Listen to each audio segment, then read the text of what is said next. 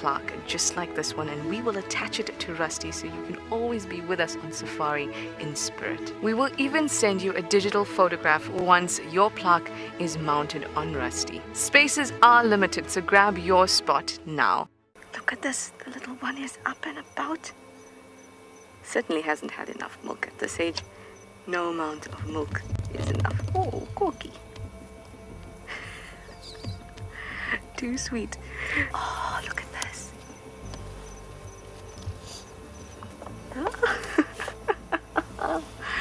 That is stunning. Tune into Wild Earth every single day. It's in your nature.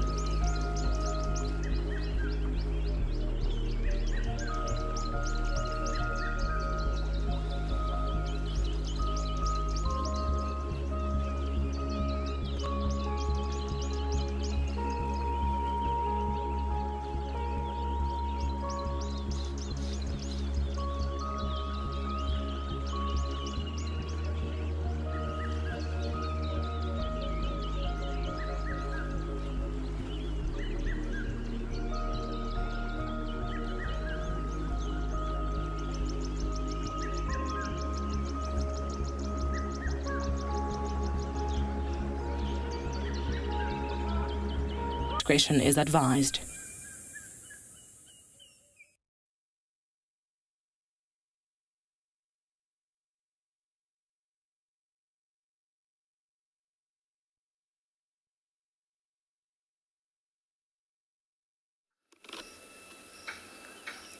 Good afternoon, everyone, and welcome. What a fantastic start to a very, very sunny day here in Djuma Private Game Reserve. Whew, I thought a waterhole would be a very good place to start, and that's how I'm going to continue. But we've got a lovely damselfly perched here on this fallen over knobthorn tree. I think all the feeds across Africa today will be searching for animals in the shade. So it's that time of day, everyone, for your live safari through the African bush.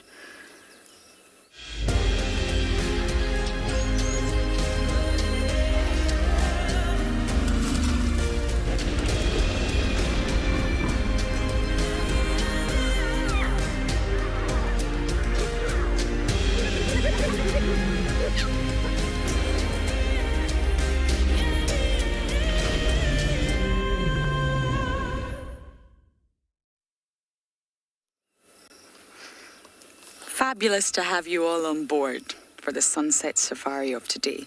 But the sun has definitely not, well, it's not anywhere near setting, that's for sure. But it will at some point later on in the drive.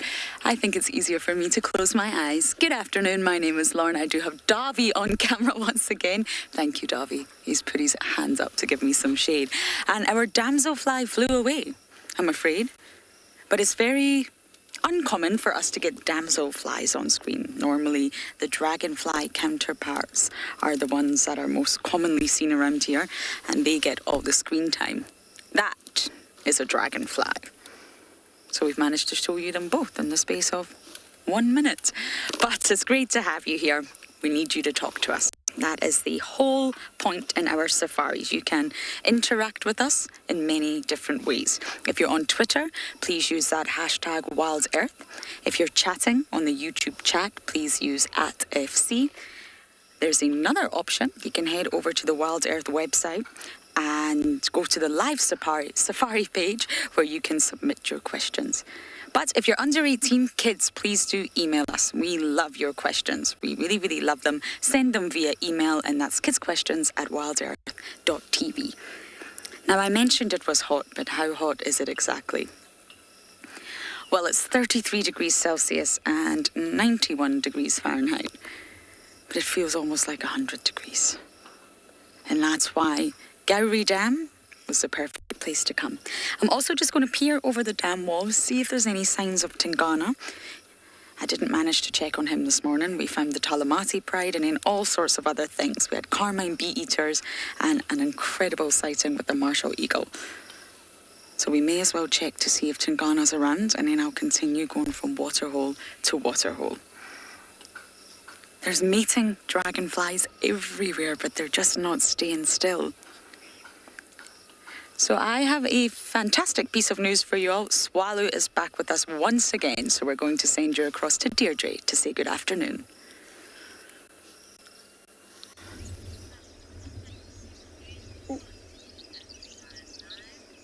Yay, we are back. And of course, as we always start, there was a baboon in that tree and it's just jumped out the tree.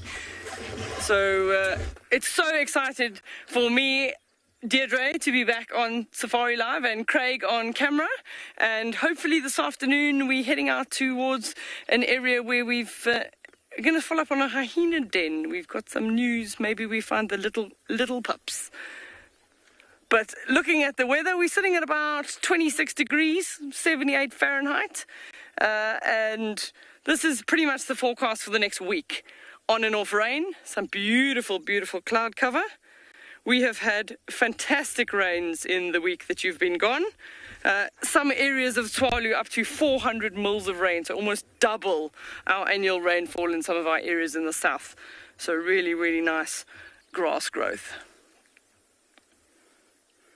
Absolutely beautiful. So we did have a baboon, and there's a whole troop of them running around in the bushes, but of course nobody that wants to be on camera this afternoon. They're all heading down to the waterhole and then up to the mountain for resting. We're going to head out north this afternoon and see if we can follow up on that spotted hyena.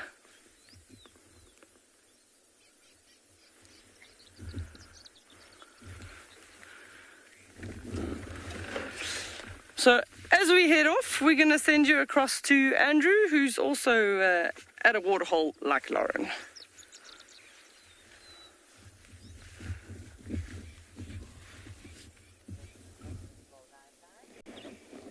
Good afternoon everybody. Welcome to Djuma Private Game Reserve. We're also checking around watering hole, which is the best time actually for the afternoon to do that. There's a possible of maybe animals to arrive, swim. Well, it's great. And it's actually very hot today, though. Should actually expect the animals to do that. And my name is Andrew. On camera this afternoon, I have Simon. So we actually do kind of like dam check this afternoon, just to see if there is going to be any, specifically elephants that love to swim during this course of the day when it's too hot. What we're talking about, we're standing on 33 degrees and 91 Fahrenheit, so it's there, open sky, and most of the animals will be actually in shade. Here we got a beautiful watering hole. All you see, it's actually blue sky.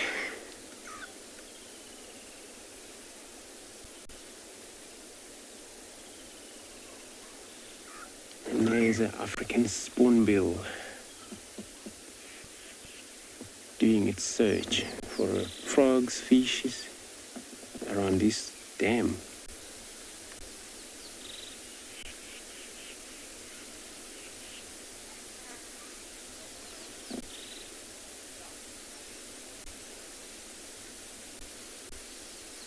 If you look at the big, looks like a teaspoon. So it does that. Dip it into the water. Swing it around as it moves.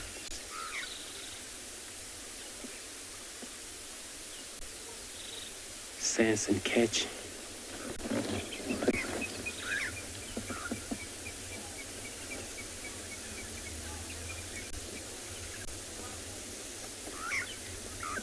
Most of the water birds, they are very well developed with the virile you know, like pencil leg, very long legs, long beak, because they got to spend a lot of time search for their diet, which is in water.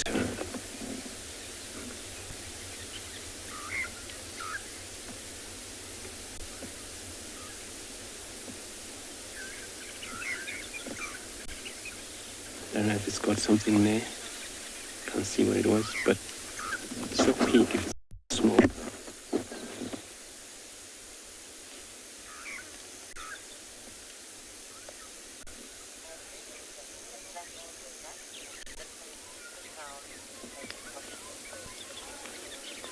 So we can sit back here, watch beautiful sound coming from the background as we were watching this bird doing its search.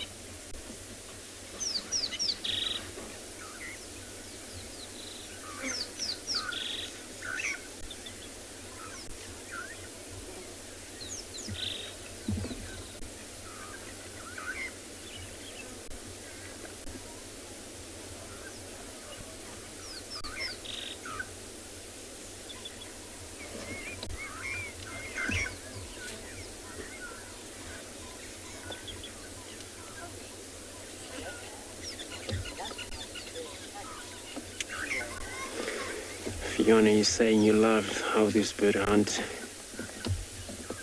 You're very right, it's true. It's actually a hunting method. It's so beautiful.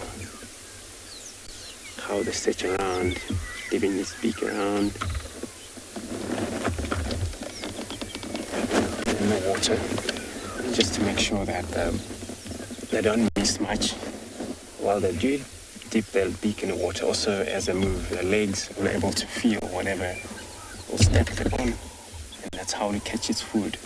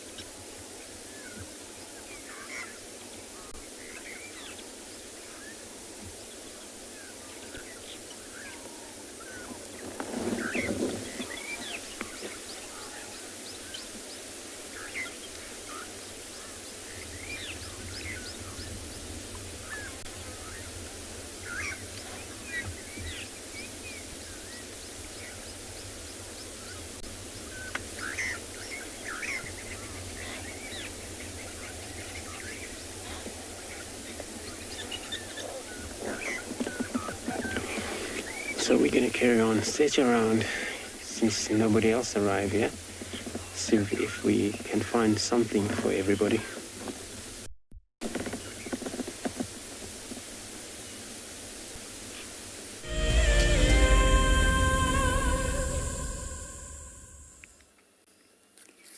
We've came deep into the drainage here to find Mr. Tungana, and he's here.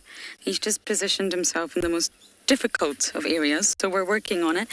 But for now, we've just came across the most beautiful butterfly. This is what we call a Tamboiti thicket. We're right in the middle of it. It's not just Tamboitis, there's lots of Combretums here too, but it's a really thick, dense area and rather clammy, shall we say. Not so easy to breathe down here, but we've spotted one of the most magnificent butterfly species. I haven't quite got an ID for it yet. But look at that coloration. Oh, it could actually be a moth. Let's take a closer look. Yes, I think this is a moth. See how the wings are positioned facing down and not upright? That's one of the key features of being a moth.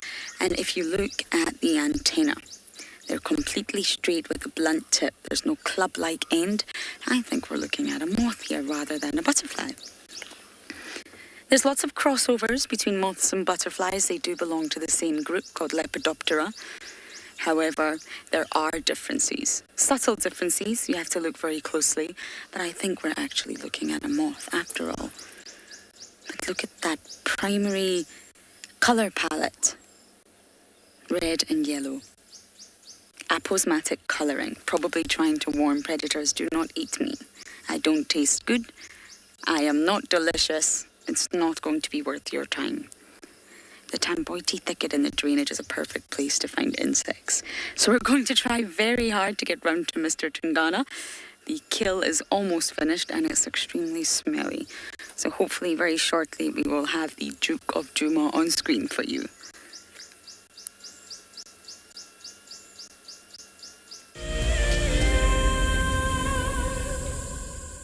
Red kid. And as is typical today, all our animals seem to be moving out of the shot from us. That was a wildebeest. You're back at Tswalu with our nice red sands. You can actually see just by the way that the wind's blowing in from the south, which generally doesn't bring us any rain. But just look at those spectacular clouds once again.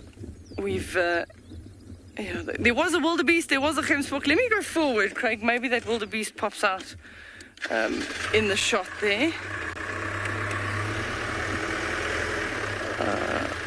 No. Oh, yes. Oh, the oryx is there now. So we'll just go forward a little bit. Stay with us.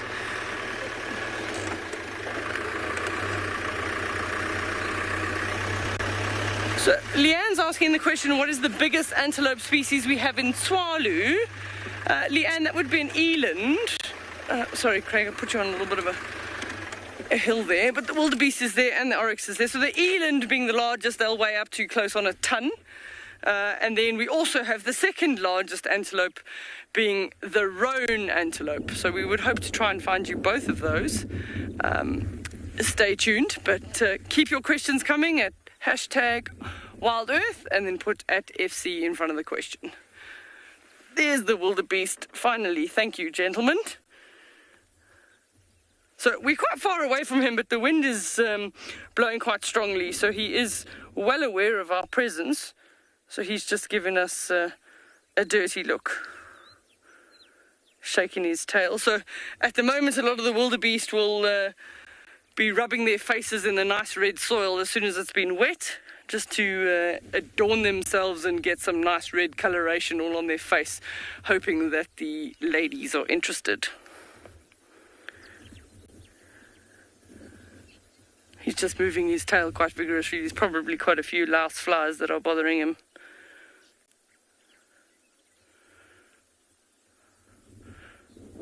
It's just so nice to see how green it is at the moment. Last year comparative, at this time of the year, we'd had hardly any rains and everything was red soils. Mindy, you've just commented exactly what I've said. Look how green it is there. It's absolutely amazing. The contrast from this time last year, being at the end of a drought and having hardly any grass cover at all, it's just amazing to see the flowers that have popped up. There's lots of little ones, Craig, if you frame up in the front here, there's lots of little red ones here, the Indigophoras. They're really pretty. It's a nice little carpet of them. We've also got some areas where we've got those sort of yellow carpets of devil's thorns. Just really pretty. Just a nice little pink flower.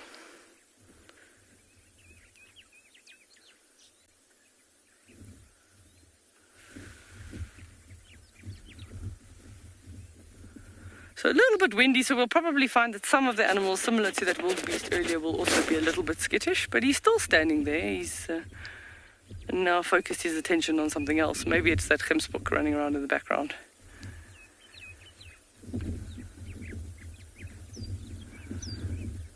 There's a nice yellow bird in this bush in front, Craig. It's a weaver. Can you see him sitting on the tip? The anteating chest has flown past him. There we go. It is indeed a weaver. The ones that will make a little bit too far to get his identification correct, but he looks like a masked weaver. And they'll be collecting these nice little fresh grass stalks at the moment. So they land, they just use their beak like a pair of scissors. They chop off a piece of grass and then they'll fly to an area where they've got a nest where they'll start weaving it into a bowl. So they'll actually use their feet and grab two pieces or two branches together and then weave a circle and then just keep weaving and weaving. And then eventually over a couple of days they would have finished that nest. The Hemspoke is to the right of the oryx now. The Hemspoke and the oryx is the same thing. He's to the right of the wildebeest now. I don't know. Can you see him? Oh, he's behind the one and only bush. Give me a second. If I move forward for Craig, we shall be able to see the oryx. So when?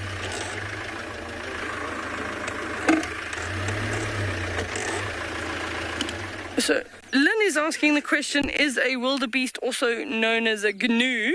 And yes, that is correct, based on the sound that they make. So now I'm going to make a fool out of myself and sound like a wildebeest, but they go gnu, gnu, gnu, gnu when they start calling and talking to each other. But they've got many vocal sounds. The wildebeest will also snort as well. They'll make quite loud sounds if they see a rival bull in the distance. They'll start snorting, making funny sounds. Hemspoke, exit stage right, is left.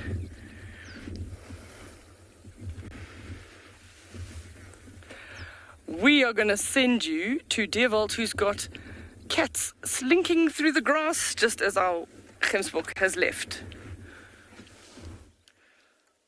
A very welcome to and beyond Pinner Private Game Reserve. We have just found 5 sub-adult cheetahs, and they all have very, very fat bellies, and they are kind of slinking through the long grass that's here up ahead of us. There's one just behind this green bush in front of us, and here comes one into our view now from the right hand side. So that's 3 or 4 of them now. There's still one more that's off to the right, and they all have very full bellies. So I think there's a carcass close by. I haven't seen it just yet, but there was a vulture sitting in a tree as well. So I think they are starting to move away from the carcass as it's cooling down a little bit with the wind picking up. My name is Dierwald, and behind the camera we've got the OD. And we are going to follow these cheetahs and see what they get up to. He's quite young, the 5 sub-adults that have been on the show for a little bit. And what we'll do is see if we can find out what they are up to. I think they are quite full of energy with their full bellies. I think I just saw one quickly trot to the left hand side, and they're all moving behind that big bush now, going towards the thicker area to the back. Maybe they'll try and find a nice bigger open grassland area to lie down. I can see them just through the thicket on the left hand side there as they are coming through. Yeah, I think looking at their bellies, how full their bellies are, and the fact that we saw a vulture here in the tree, I think this carcass is maybe starting to smell a little bit, so they'll try and move away to prevent any interaction with other predators or scavengers like hyena or even jackal or anything that will attract attention to them. Just see one's tail flicking through the bushes. Still one that's not come past, or maybe he's already slinked by and we haven't seen him.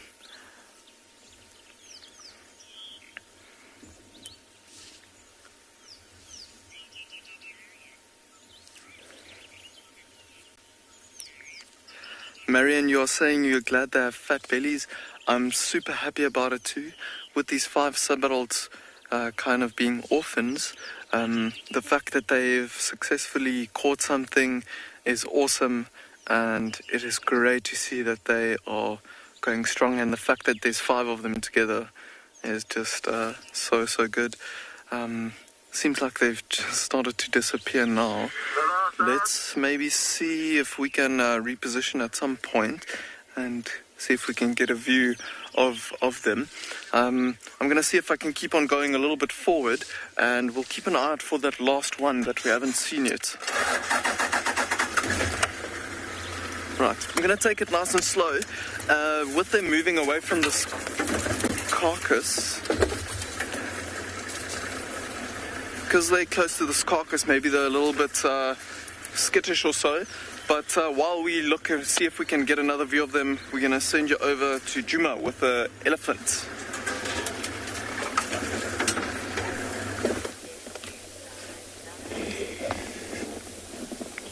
So cool having cheetah on a spot. Now we got a beautiful, looks like a bull elephant coming out of there. As you can see how big it is. It's all the size of a full-grown male elephant. And it looks like it's more of them that are making a lot of noises in the bush. And there's one of the young one that's coming out. It's probably one of the female. Wet.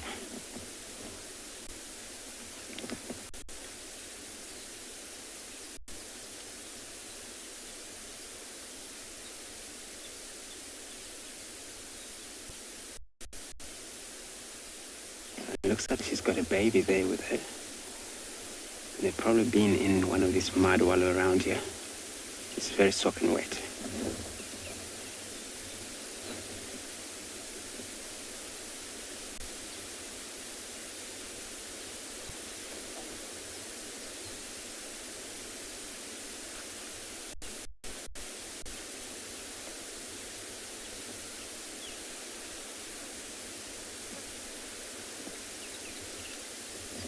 Like she's heading straight towards us. The male is going to hold off back there.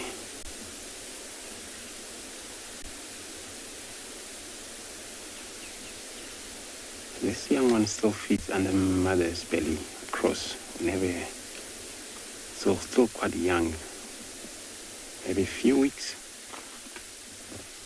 old.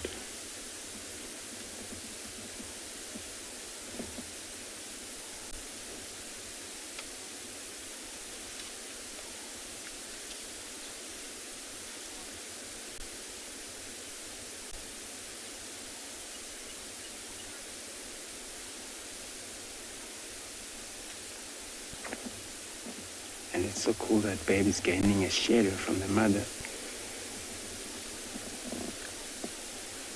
by posing right underneath of her.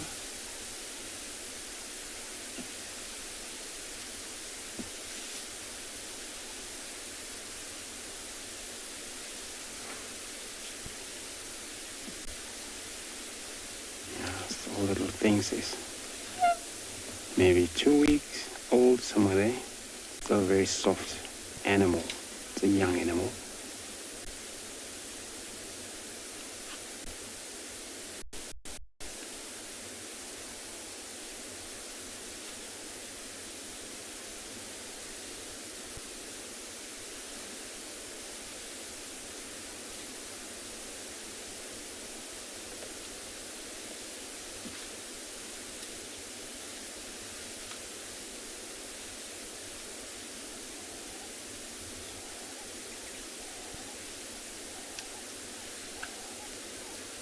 And the mother is pushing too much to move.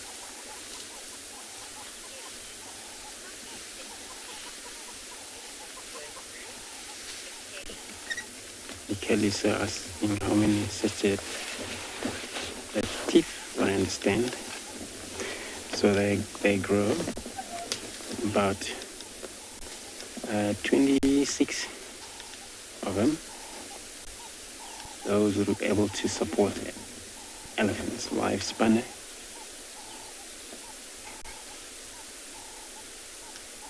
And they use them quite often, without these molar teeth, and there's nothing, there's no life.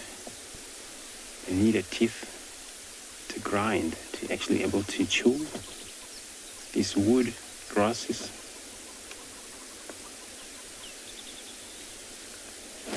Comes in a time when these tooth molars wind up or weren't able to allow elephant to feed. Is when the results of starvations, especially when they're old.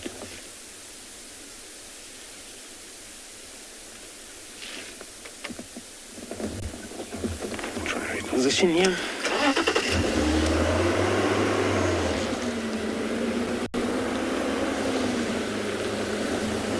Just gonna get another look. Looks like she's loving the grasses around here, which is so cool.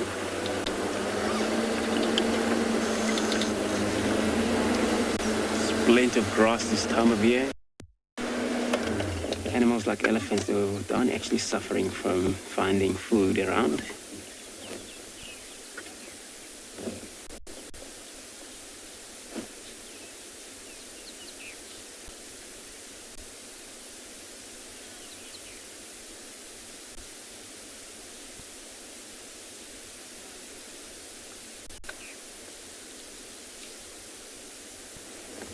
So the weight that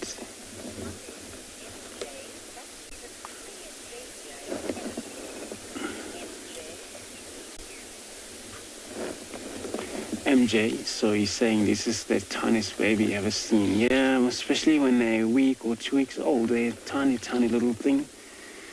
You can see how this baby is still fitting underneath of the mother. Would walk across in and out in a time. When they're a month or 2 months older, then they won't able to do that because then they're slightly higher up in size.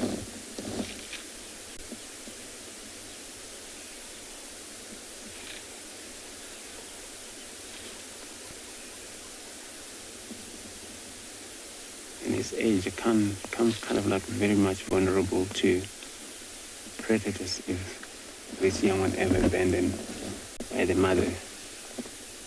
Hyena still take that thing down, but not when the mother's around, which is cool, the mother's there.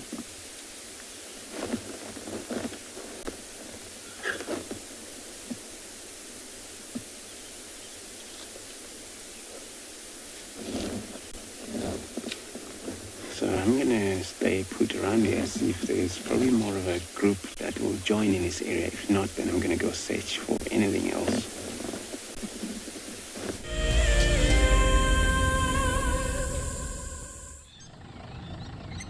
My favorite animal is a leopard, purely because I just think they are just the epitome of feline grace and power, and the way they can move about in any environment and remain hidden until they want to be seen, I just find incredibly intoxicating, and they're amazingly beautiful.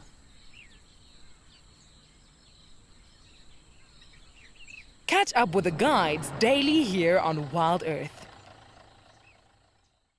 My name is Lauren, and I'm currently working in Djuma Private Game Reserve here in South Africa. I love answering your questions during the live safaris. It's my favorite part. It feels like you're on the vehicle with me, and I'm able to teach you exactly what you want to know. If you want to ask a question on Wild Earth, then you need to register on our website. Once registered, you must go to the live safari page and ask your question below the live feed. An ever-increasing part of the global population is losing its connection with nature. Wild Earth is here to reduce people's stress and anxiety, allowing you to escape into nature even just for a few hours a day. However, Wild Earth is expensive to run, and we need help from you to keep this ship going. Wild Earth Explorers gives you the opportunity to be part of a program that supports the sharing of nature with the world. Have you been watching Wild Earth and dreamt of being right there on safari with one of the guides? Well, now you can. Wild Earth is offering you a chance to buy a ticket to dream. You or a friend can hop on board a live Wild Earth show and join our guide on safari. The ticket is redeemable at any of our locations, anytime in the future. Only a limited number of tickets are available, so don't wait. Get your ticket now and start dreaming. Terms and conditions apply. So we've looped around these thickets, and we actually found all of them coming and lying down in the shade. It's a little bit cloudy now, so it's not too sunny, but all 5 of them are actually here in front of us, these 5 sub-adults. So the one definitely snuck past us without us even noticing, or maybe we were just struggling to count as they were slinking through the long grass or so. But have a look at the fat bellies that they've got. So big. Reminds me almost of cartoons where they swallow like a whole pumpkin, and they're like in the shape of a pumpkin, or a whole block of cheese and they're in the shape of a block of cheese. Lady was just making a joke earlier, like this one maybe swallowed the whole set of horns and yala or so, whatever they were feeding on, with that the bulge being such a weird and funny shape on her stomach there. But you can see how they're panting, those full bellies and all this digestion, producing a lot of heat, really short and fast breathing, trying to spread themselves out as much as possible to try and cool down. And look at this tail, it's just flicking away, trying to trace the insects, the biting insect off of them. Oh, this wind, and I'm sure you can see the bushes moving is nice and cool. Victor, you're asking at what age we start calling cheetahs sub-adults. I think it's probably when they start to show a lot more interest in hunting, and they're not too reliant on their mothers anymore. I think these 5, because they got orphaned, they were called sub-adults a little bit earlier than most. But I think the fact that they had starting to work on their own independence, that's probably when you start calling them sub-adults. So probably from about a year, closer to a year and a half, around there. And look at them sitting up a little bit, just looking around a bit as the wind comes over them. So there's constantly at least 2 or 3 of them that's looking around, being very aware of their surroundings as well.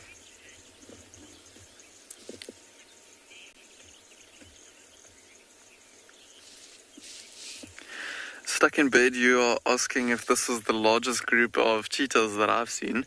Personally, I've seen a little bit more. There's a small reserve, municipal reserve, just outside Pretoria called Red Flare Nature Reserve.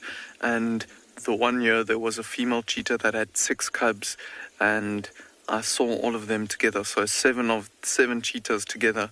But I think there's been a few cases where there's been 6 cubs or so. So it's not... It's uncommon, but it's not too uncommon. It happens every now and then. So these sub-adults, they also had another sibling, but unfortunately lost its life to lions, like their mother. But nonetheless, it's so awesome seeing 5 cheetahs. I mean, it's quite something calling in almost a herd or a pride of cheetahs on the radio to the other rangers. Not something you get to do every day.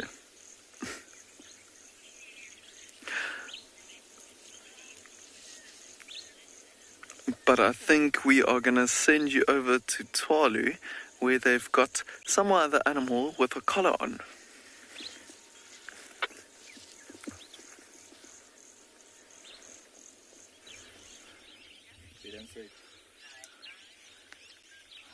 Good afternoon and welcome back to Tswalu. So we found who we're looking for, and just as we got here, these 2 tiny little black bundles of joy ran away and hid in the hole. So we have seen them. There are 2 cubs. So first time on air from Tswalu is 2 little spotted hyena cubs. That's Mum. And yesterday she brought them what's left of the lunch. So they managed to kill that kudu. She's actually quite a large hyena. She's very successful. What is it today with our animals? Everybody's just disappearing. We'll try and move around for another shot. But you can see the remains of the kudu carcass that she dragged here. That they killed probably a few days ago. And she's a very successful hunter, this female. She pulled down that kudu pretty much on her own. And then her and there's another hyena around, we haven't seen it yet, as part of her clan, and they fed on it, and now she's dragged it back to the den. So we're just going to reposition. The cubs are still literally 2 to 3 weeks old, so they're at the stage, they're about this big. 2 solid black little critters. We saw them outside, and they ran down the hole, but for them, this is only about the 3rd or 4th time seeing a vehicle, so we're just going to be slow. We're going to stay here, and then hopefully we'll be able to put them on air later. Maybe she brings them out to suckle them, but we're in that stage where they're still learning about the vehicles just as much as we're starting to approach the den. So we're gonna move up. She's sitting up again there, but we're going to just move into a different position. Maybe we get a view down the hole. So she's chosen what looks like probably an old hole dug from an aardvark. Bit of a random place, but we never know why these animals choose what they choose. She's chosen literally just a mound in the middle of a massive open clearing. So we don't get the big termite mounds here like you're seeing with where Corky and Ribbon in Juma stay. We just that's not a bad den. Craig, just let me know there if that's good for you.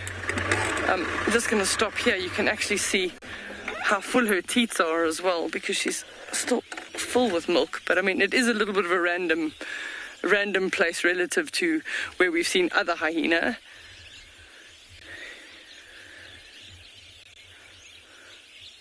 So Russ has commented she is very dark in coloration. Personally, I'd say she's probably just very dirty. She's probably still got some blood from the carcass rolling around in the sand, but she is quite dark. But a really big female, this. Come on, show us your little pups. Oh, good scratch.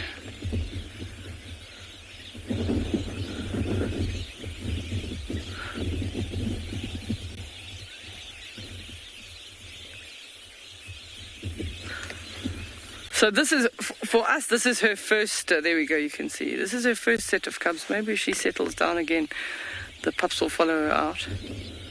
Cubs, I should call them cubs. She's going to go and move to the shade.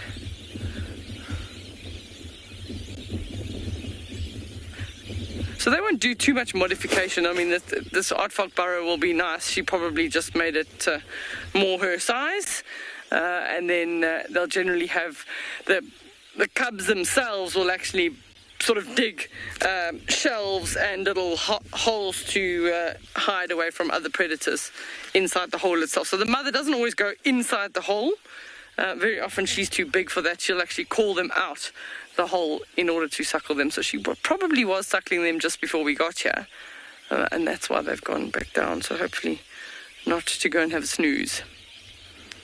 She's having So all the moms that have ever had twins, they recognize that. Take every moment of downtime you can if you've got 2. Oh.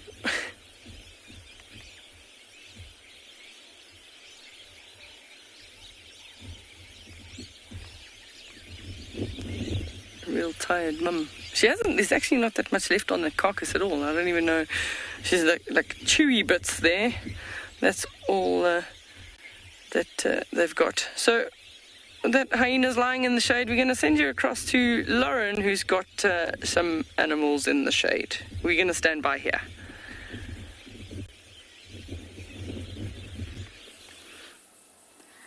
Our elephants are moving off very, very fast. I'm hoping not sure we're going to get a good view of these Ellies, that they were heading to Treehouse Dam. But I don't think they are now. We're on that road, one of my favourite roads, the Hyena Dane road, talking of hyenas. And I thought they were going to go all the way to the dam for a drink, which would be lovely. But they've not. They've changed their trajectory. They're not wet. Normally you can tell if elephants have been swimming or have been at the dam. They've normally got big wet patches, or they're completely wet, much darker in colour. Why are you not going to the dam, everyone? I'm in the mood for a pool party today. There is nothing quite like it. Elephants at the dam. Now, just an update on Tingana before I forget. He was there. We saw him pop his head up. But after that, the visual is what you would call a big fat 0 out of 5. Not even 1 out of 5, 0. So I think it's better to come back to Tingana. The kill's still hoisted, but there's not a lot of meat left. It's very smelly. But I think it's better to come back to him when it's not so hot, and the visual might increase to at least 2 out of 5. But 0 is no fun. There was also a leopard cub called in on Chitwa this morning. A bit of confusion whose cub it was, but that's okay because we're going to investigate. We're going to go south. Chitwa's a beautiful dam anyway, and try and find out who the cub was and if we can find it. So they're definitely not going to Treehouse Dam, but that doesn't mean there's not another herd here. We're going to bumble towards the dam.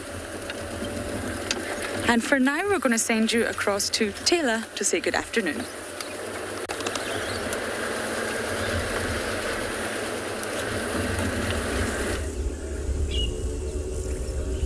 And at the moment, we are just enjoying the scenery, but there is something that is in the tree, in that knobthorn, which you may have got a glimpse of this morning.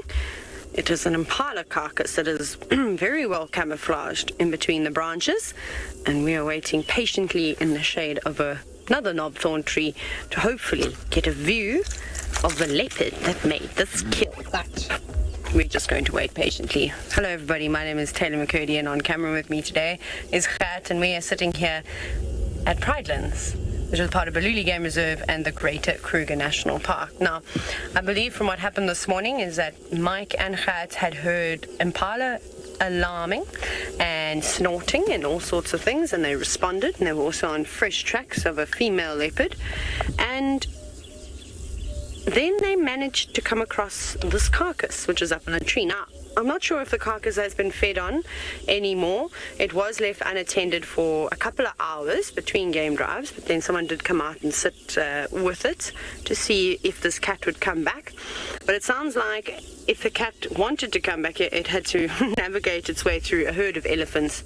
And at one point, the person that was sitting here said that the elephants were trumpeting quite a bit, so they suspected that the leopard must have been chased.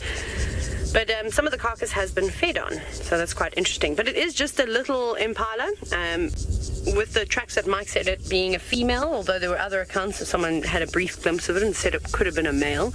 We're uncertain as to which leopard it could be. We are in the core of Pixie Pan's territory, which is probably our most resident female leopard that we've seen on a number of different occasions. However, there are quite a few other male leopards and females running around too. For example, just a few days ago we had a fantastic sighting of a youngish male leopard up in a marula tree, and thanks to James Richard, he helped actually sort of find out who this cat is. I don't think this cat has a name, however.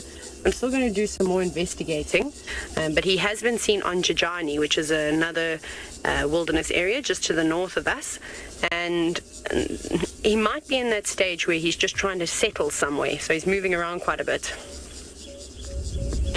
Terry, you've asked why aren't there any vultures around? Now, we'll probably find that this carcass is actually very well concealed in that tree. You can see there are quite a few green leaves there, and because it looks like a young impala lamb, it's not really obvious to any vultures. There's also no strong scent because it's a very fresh carcass, and from what I've seen in the Sabi Sand, especially, and also in Kruger areas, is that when the carcasses are put up in trees that have got leaves around them, the vultures don't tend to see them. If this carcass was down on the ground, but although it's summer, it's really, really hot, so you know the carcass is going to decay a lot quicker, it's going to draw some unnecessary attention. So very easy for a leopard to hoist a young impala lamb up in a tree almost effortlessly.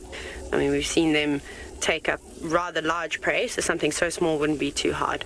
So I don't think we'll see any vultures at all, in fact. And I haven't seen many flying around either, just occasionally in the early mornings as they're up to catch thermals and then off they go. But yeah, I mean, we've had rather large kills, like we had the giraffe carcass on Kwenga, which was very interesting. There, of course, lots of attention was drawn. The carcass was out in the open, easy for the vultures to kind of spot, and then with them littered across the trees, it just brought more and more vultures in. But something like this, we're probably not going to see anything.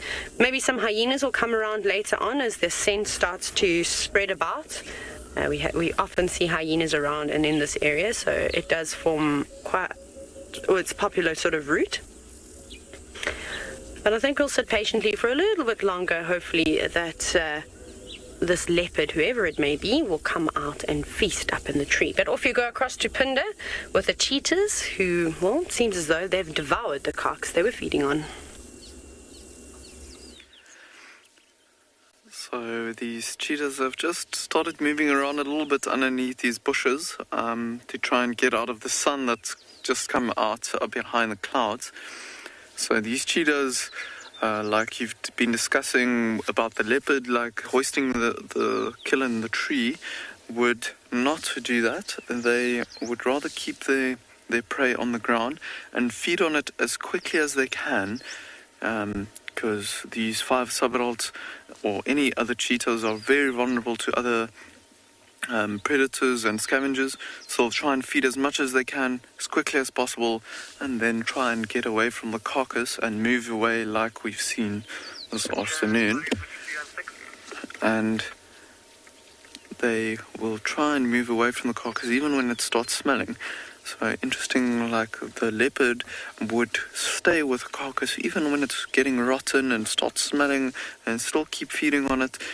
With these 5 subadult cheetahs, I think they actually killed the whatever it was yesterday, and obviously now it's done, so starting to move away from it already. And with it being so hot here today, they are moving away from it already.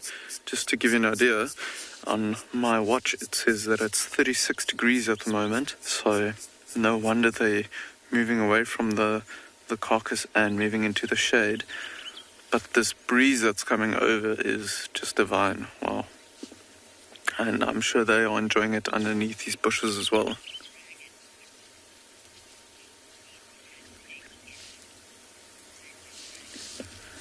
Magic Dragon Wizard, wow, what a name. You are asking how long these cheetahs will stay together.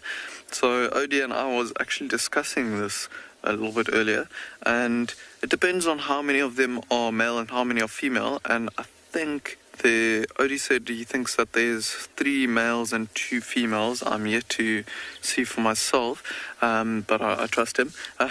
He said that so with the males, they'll stay together their whole lives and they'll form a coalition, and that is just a better chance of them holding on to territories and being able to hold on to territories and fight for females over other males, and also help each other hunt, where the 2 females, they'll move away from each other and form their own home ranges and fend for themselves. And it will probably happen within the next 6 months or 3 to 6 months or so, when these females start to go into their first estrus and they start growing up. So around a year and a half is when they leave their mother, if they don't get orphaned like these 2 did. But then from there, it's usually a month or 2 that they'll stick together and then they'll go their separate ways. So who knows? It will be quite interesting to see with these specific cheetahs being so unusual in their situation, and to see what time they'll leave each other and everything. And I'm sure we are going to try and keep them on camera as long as we possibly can over the next couple of months, and see if we can follow their lives and see what they do. Be very interesting to see. I just saw one or two get up and move off to the left, and I've lost view of them. So they might have moved off into some thicker shade. Maybe they were catching a few blobs of light. There's some other vehicles that have joined us in the sighting now as well. But looking at them, they're not really falling asleep, and I think it's quite a dense area that they're in, so they'd be very, very aware of what's going on around them.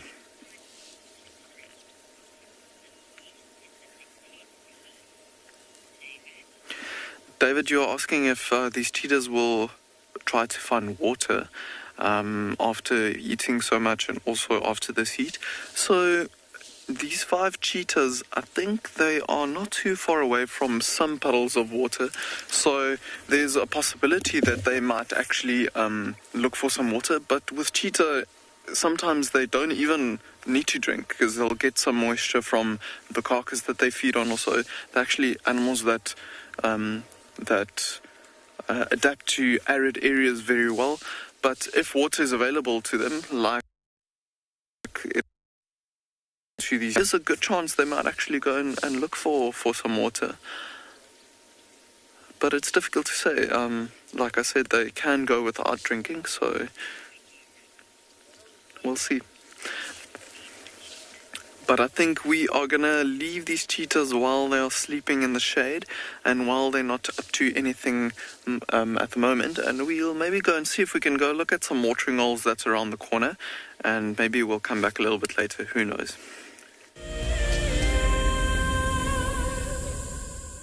Very close proximity.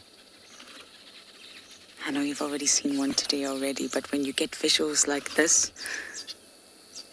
it's impossible to resist. Now, the adult phase that they're in right now, I don't actually know why I'm whispering, but I'm going to keep whispering for some reason. The adult phase is all about reproduction. It's all about the males seeking the females, mating with as many females as he can, and the females laying lots of eggs for the next generation. It's not easy for them to mate. They've got a really segmented body. As you can see, you see the segments on the abdomen, and the genitalia are positioned at different locations on the male and the female. So it makes it very, very difficult for them. But once they've finished mating, the male will actually cling onto the female, stay attached to her, even though copulation is finished, in order to assist with the egg laying. So she's laying the eggs, he's assisting, and he's also making sure that no other dragonfly male comes along and scrapes out his sperm. That's sperm competition right there. And it's remarkable that the males know that other males do that, so they guard her, they follow her after mating, and then after egg laying. They're fiercely protective over their females. Then once the females are finished, he just leaves her just like that, and he goes off to recuperate, eat, and then find more females. And that's the life of an adult dragonfly. One of the most fierce predators in the form of those little insects.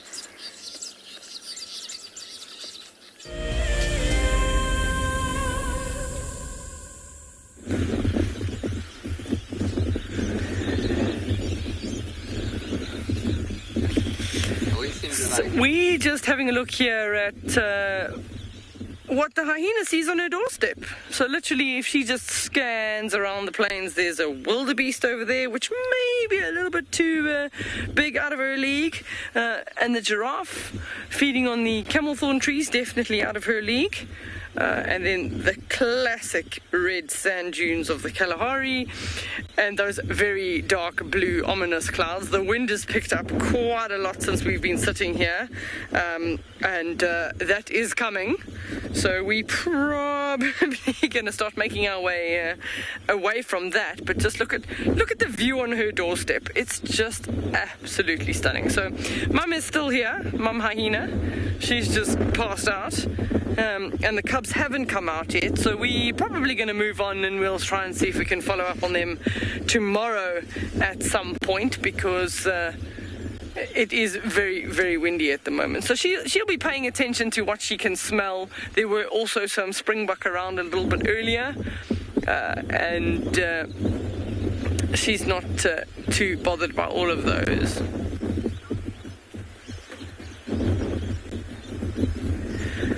Stuck in Bed is asking the question, are these hyena endangered? So the spotted hyena is not endangered. They're actually very successful carnivores right across Africa, and some of their clans can be quite large. In the Kalahari, they're tending to be relatively small clans. Most of ours are sort of 2 to 3 individuals in a clan, but up in East Africa, you're having sort of 14, sometimes even up to 20 or 30 in a clan. So spotted hyena not classified as endangered. The brown hyena, which we also get here at Tswalu, is rarer, but also not necessarily in the endangered category. I think probably one of the ones that I would say might be more endangered, but I sort of off the top of my head would be the striped hyena. You'll have to Google that one, because I don't think any one of the, certainly none of the Southern African properties can show you that one, and that one might be more of an endangered species, the striped hyena. Oh, but she's just enjoying her nap time. So we haven't seen any activity from the cubs at all. We're going to move on, try and avoid this storm that's coming in, and head to the lighter, bluer skies in the south of the reserve. And we'll follow up on her tomorrow and see, maybe we're lucky the little cubs come out.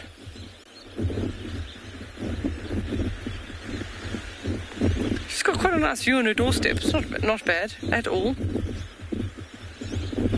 We can hear lots and lots of wattled starlings. They're busy in all of these trees. There's just wattled starling nests. I don't know, see if I can find one for you, Craig. Maybe, I mean, the nests are in all of these trees. They're just really, really messy clumps of sticks. There's a wattled starling on that first bush there.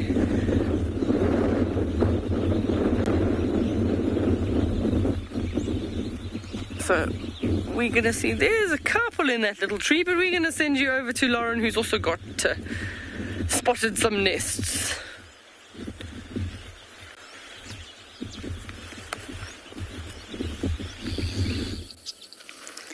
All our weavers just up, Davy, look.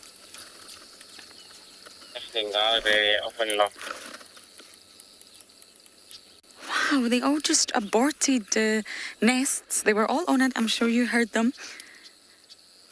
And then something happened.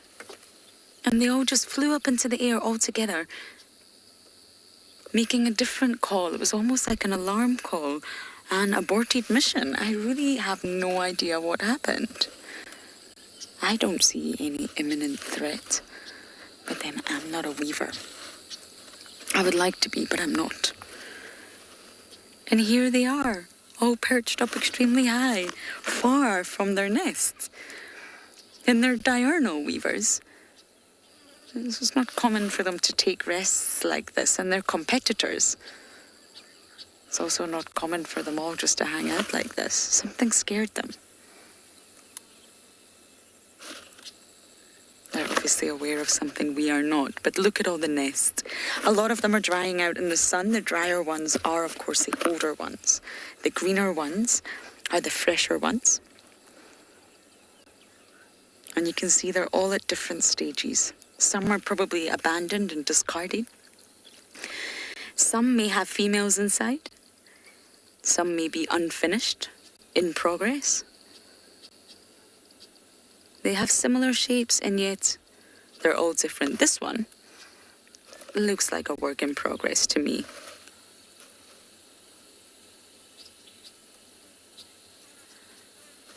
Lila, it all depends. It depends on the success of the nest. And they are said to make around sort of 50 nests in one breeding season. On average, they can construct one nest in a day, 12 hours. But 12 hours is a long period of time, so it can take a number of days. And it depends if the female is interested in it or not. If she decides, I don't like this, this is not the nest for me, I am not impressed, then she will just leave it. And after a few days, the males will understand that this nest has not been successful. So either she tears it down, which is rather sad, or he tears it down because he understands that no female is going to choose his nest, and then he starts again. So it really just depends if a female chooses it, if it's successful, but they are continually making nests.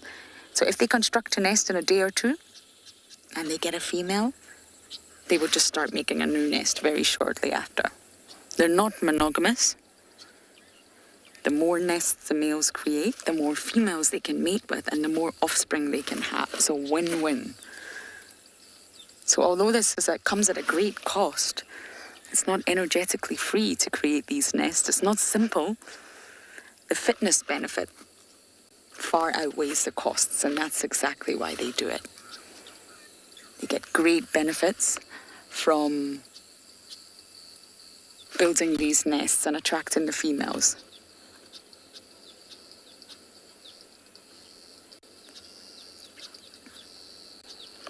Leopard lover, I'm not sure. I've never looked at a nest that's in the tree. We find them in the water, discarded very often, so that's where we're able to pull them out and sort of show you how intricate they are. But I would imagine insects do utilize trees. So I would imagine they would also utilize the discarded nests, but for food, not so much. But maybe just to seek a little microhabitat, but I'm actually not sure.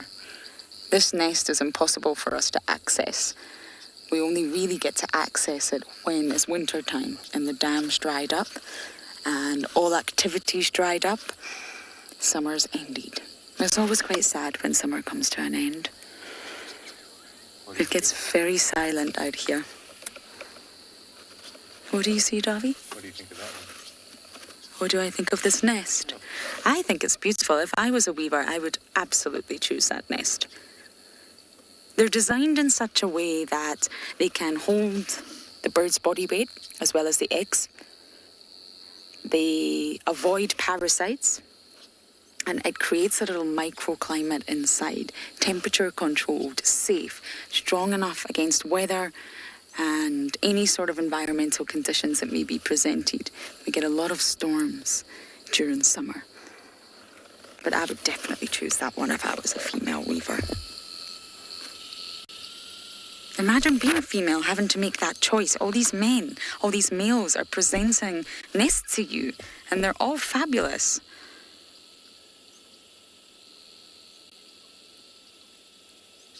Haley, believe it or not, the ones that are tied on very, very tightly, if we don't have too many bad storms, you'll see them all throughout the winter, and they'll be here for summer. They do biodegrade, of course. It's just grass, so grass will dry out, and due to weathering, they will biodegrade. They'll end up breaking down, and they'll fall onto the ground.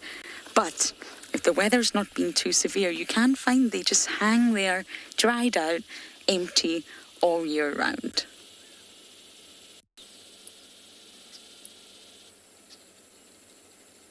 I'm just so happy the weavers are back. It took a long time for them to come back. They only sort of arrived to this pan the week of Christmas. It's far too silent and empty at this pan during winter.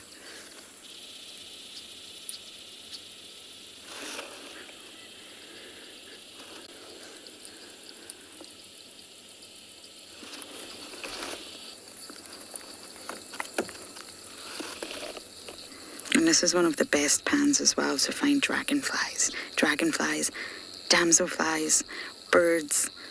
It's a really successful pan. It's worth spending a little bit of time here. TaylorMade, you're asking, do the females mate with more than one male? That will all depend on their sort of breeding strategy. And The males will definitely mate with many females, as I mentioned. It's said in one breeding season he can actually mate with 12 females successively, which is incredible.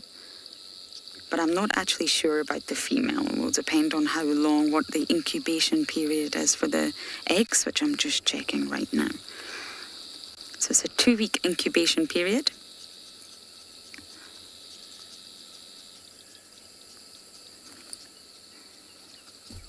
And I'm just checking the development of the chicks for the southern mast. There's lots of different weaver species here. We normally get the southern mast and the village. Sometimes you'll see them lesser masked as well.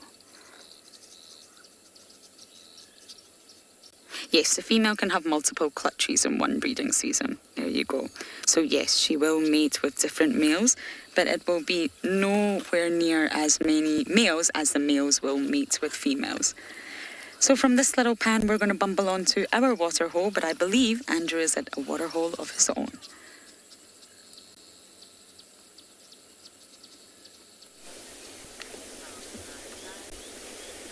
Cool, so we now here. Also at the dam. But around this dam, nothing to offer so much this afternoon. It's probably because it's a lot of these watering holes. We find out that animals all spread around, doing drinks, somewhere different watering hole. Here we've got an Egyptian geese. Looks like only one at the moment, where often there are a pair of them, male and a female. So it happened, there's a separation happened between. It's wandering around there.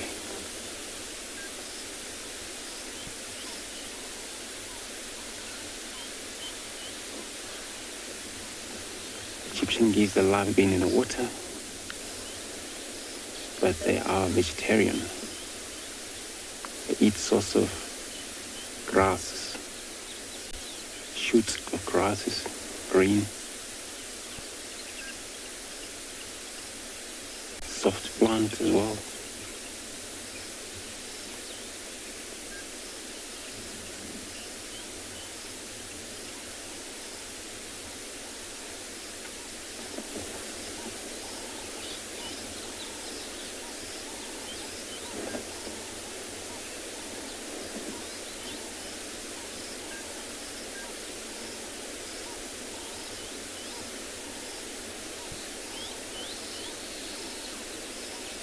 Maybe it happens that he or she is single.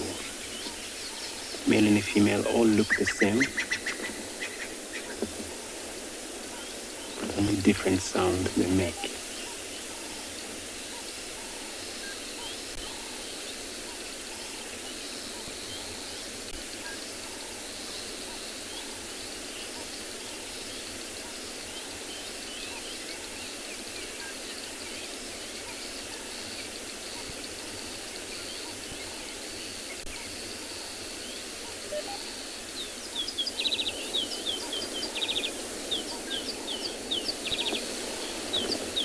And you also find them only not in the water, only, but also you find them far in the land.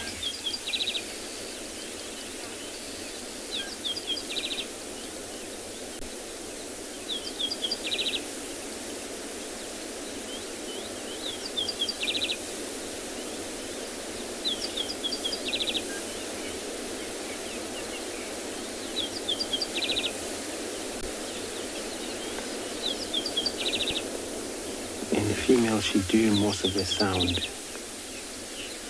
like very much honking sound, and the male would do hissing sound, like a deep breath, but very harsh.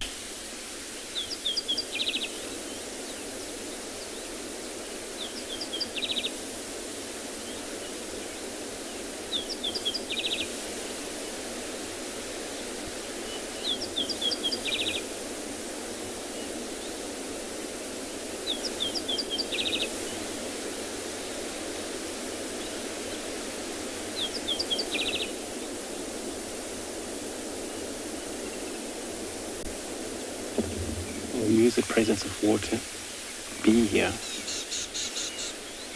cooling off, searching for any green algae as well. They will feed on those. Become vulnerable to crocodile if there isn't a crocodile, but I don't think so.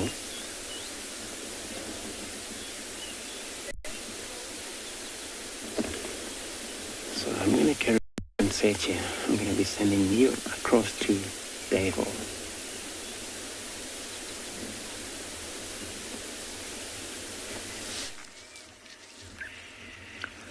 So our tall animal is indeed a giraffe, and we got a view of him earlier, and he was walking with a goal in mind, getting to a certain spot, but all of a sudden he's just stopped, and he has literally not moved a muscle for at least a minute or two now, and you can see how he is staring at a very specific spot. So Odie and I came into this area to look for two lionesses that was apparently seen around here this morning, and the way that he is staring at the moment makes me think that maybe there is something lying in the shade to where he is looking. There's a few trees there or so. Look at that, he's like a statue. The only way to know that he's not a statue is you can see his tail blowing in the wind. But he has not moved at all. I'm actually going to see if I can stand on my seat and have a look through the binoculars. Oh, he's starting to move now. He's lost interest. So maybe whatever was catching his attention turns out to be nothing. If it was a predator or so, he would probably have moved a bit further away after realizing what it is. But look now, he's staring straight ahead of him as well. I wonder if this wind that's blowing over us maybe is carrying some scent. And maybe that's something that's catching his attention, is maybe the scent of the lions that are around here. There was some impalas and nyalas around as well. So I don't know if that's maybe something that's catching his attention. Because he's not even chewing the cud. So definitely staring at something. And it's just a lone bull that's by himself. I wonder if he was coming into this area to look for other giraffes. We saw some other giraffes far in the distance as we came past here earlier.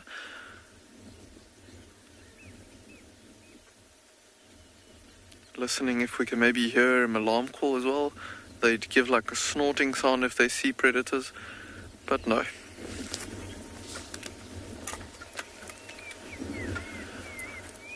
Tristan, I think you're asking why male giraffes are solitary.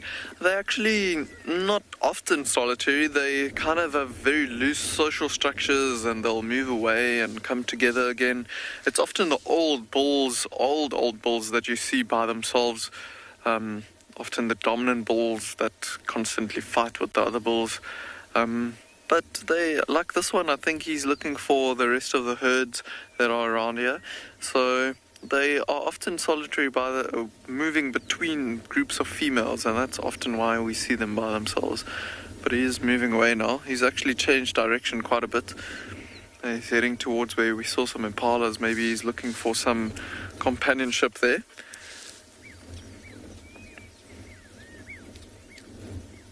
He keeps on staring to the right hand side there, but we came from there, so we know there's nothing there, unless we drove past this massive open area and we both being in conversation, Odie and I, maybe we must have missed something, but I don't think so. He's just keeping on walking. I think maybe he spotted the rest of the giraffes in distance, but that vantage point that he's got up there, I often see things way before we do. Quite nice to see a giraffe out in the open clearings like this. Yeah, now he's definitely looking in the direction of where we saw some impalas earlier.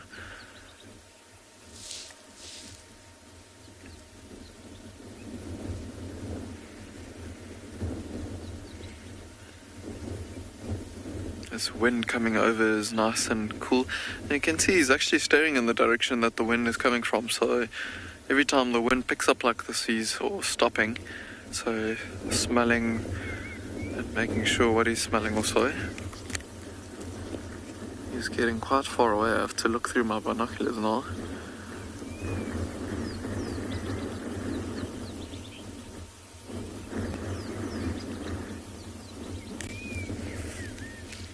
Nocturnal by Nature, you're saying giraffe are such a lovely sight. Yes, they are, and some of the most beautiful and unique animals to ever see, right? How is...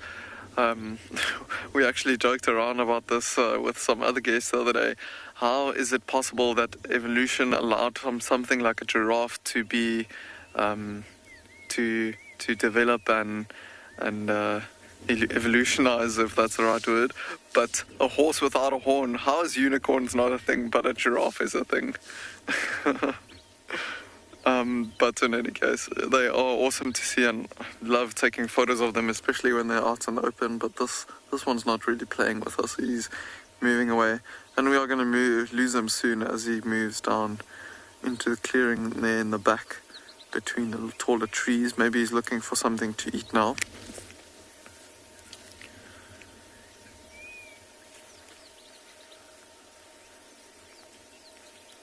Oh. For a moment I thought he was scratching himself on that dead tree there, but it's just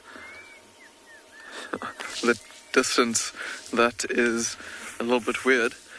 But he has moved off. You see this beautiful clearing here next to us, but we might see if we can maybe keep on going, see if we can go and look for those lionesses. So we're going to head down the road here behind me, and we're going to see if we can maybe track them down. It was a very hot day, so hopefully they are still lying down in the shade where the people left them. But we're going to head down the road, and we'll keep on looking for their tracks as well. It's nice and sandy, and then we'll maybe get back to you a little bit later on, hopefully with the lions.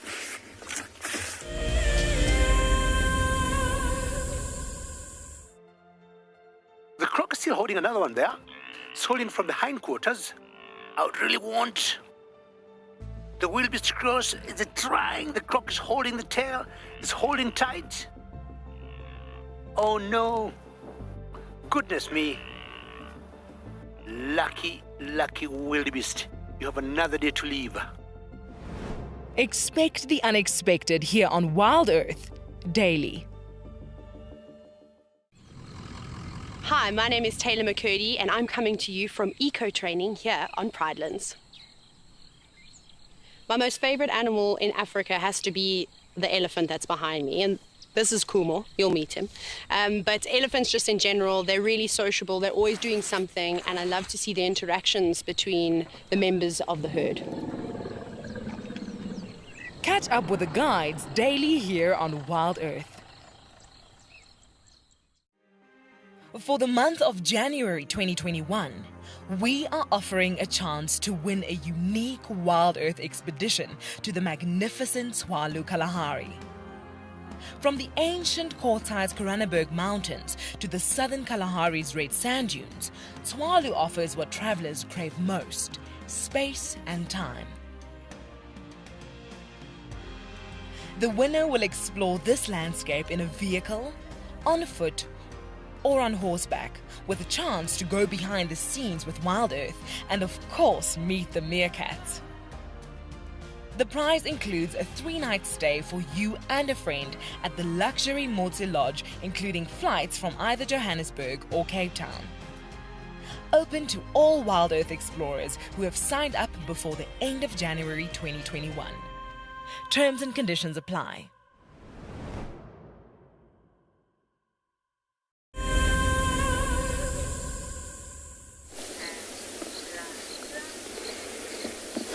Now we got a bird over here, dove, a capped turtle dove.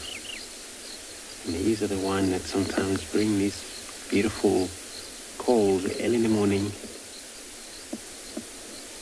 And they're out here. Call them work harder bird. We're somewhere else.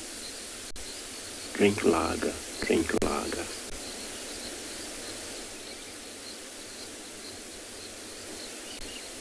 Not far from here, it's a little bit of a puddle of water. It's probably about to go down drink.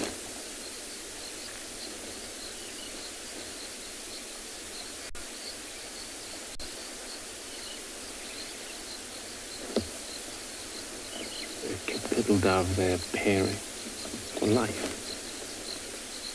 A male and a female.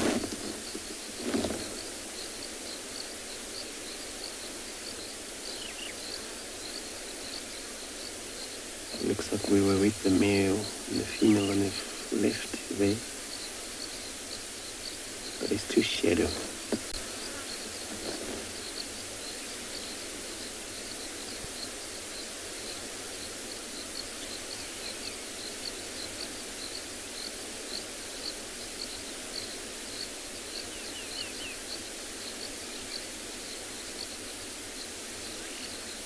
Printing, which all birds do that, printing, although a parasite.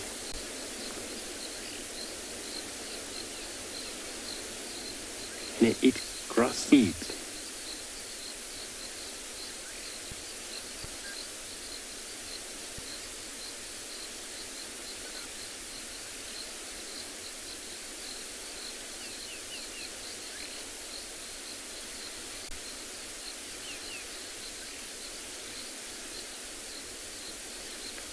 No, there's no such a communication they're making there. It's just because of they're all just two of them.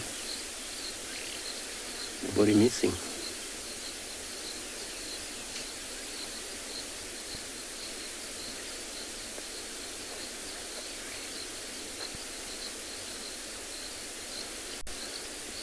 So I'm still doing my search here. I'm going to be sending you across to Tswalu with some impressive animal.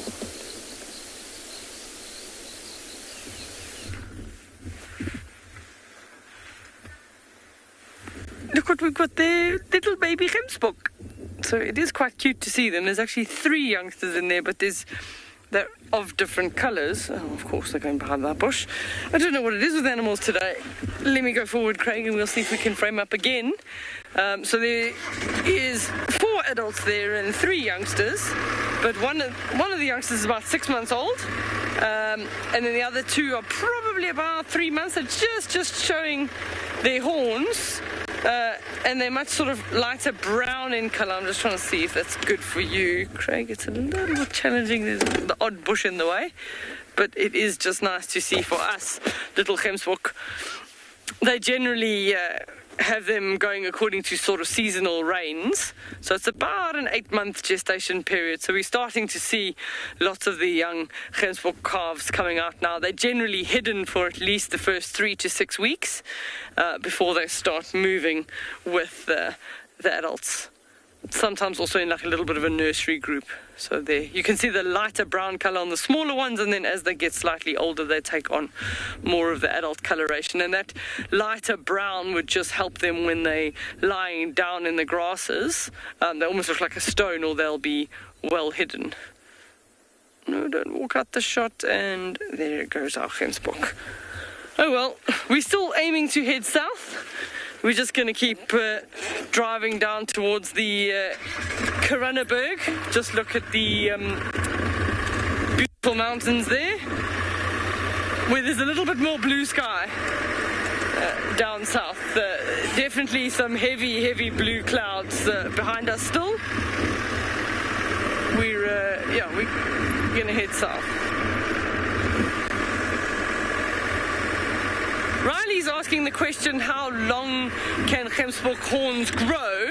So the record is 1.25 centimeters, so that's over a meter, and the female's horns are actually longer than the male's horns, which is quite unusual in antelope. Generally the male's horns, they're thicker, and then they go wider out, and then the female's much longer and thinner and straight up, but sort of 1.25 meters is quite a long length of horn that they can get. And that's actually their tracks going down the road. So a nice little Hemspoke has walked all the way down the road. There's his tracks. Walking down the road's much easier. You get nothing between your toes. Much easier to get from A to B by walking down the road, but they don't all do it. Keep sending your questions to #WildEarth. Oh, Craig, we've got a beautiful rainbow. We're going to send you a...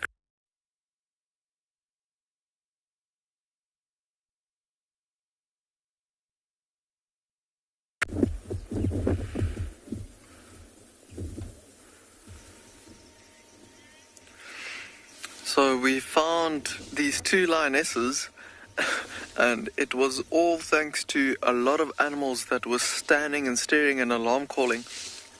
As we came around the corner, Odie and I spotted some impalas that were just looking and standing with their necks stretched out.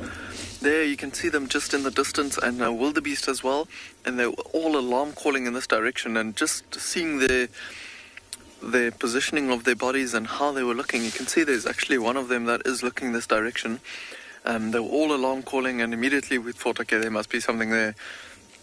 And then as we came around the corner, Odie was like, there's something there, and we found these 2 lionesses, and it looks like 2 adult lionesses actually, and it is quite interesting seeing them right out in the open like this. They are panting quite a bit, and I think that it is nice and hot still, but there's a very cool wind that's blowing over us that I think has caused them to maybe come out into the open clearing here. And I wonder if that wildebeest and these impalas, there were some zebras earlier that was maybe a bit closer to these thickets, and I think these thickets off to the left hand side that you might not be able to see, they were actually the ones that they were sleeping under. And I wonder if they tried to hunt some of these animals but was unsuccessful, and that's why they're out in the open now,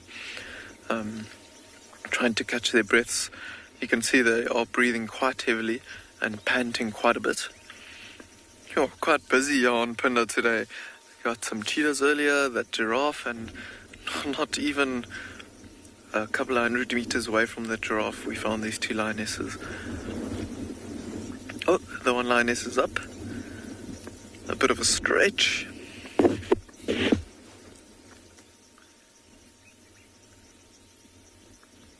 And a bit of interaction there. Oh, and peeing right in front of the lioness. My goodness. Talk about personal space. Let's see if we can identify these individuals and see from which pride they are. But, oh, just thinking of the area that they're in, they are probably from the mountain pride here on Punda, because this is very far in their territory. That lioness that just got up and that just lied down now again, looking at her face, she looks like one of the younger lionesses. Still, I think these 2 are actually siblings. Looking at their size, they look very similar in size as well. Obviously, it will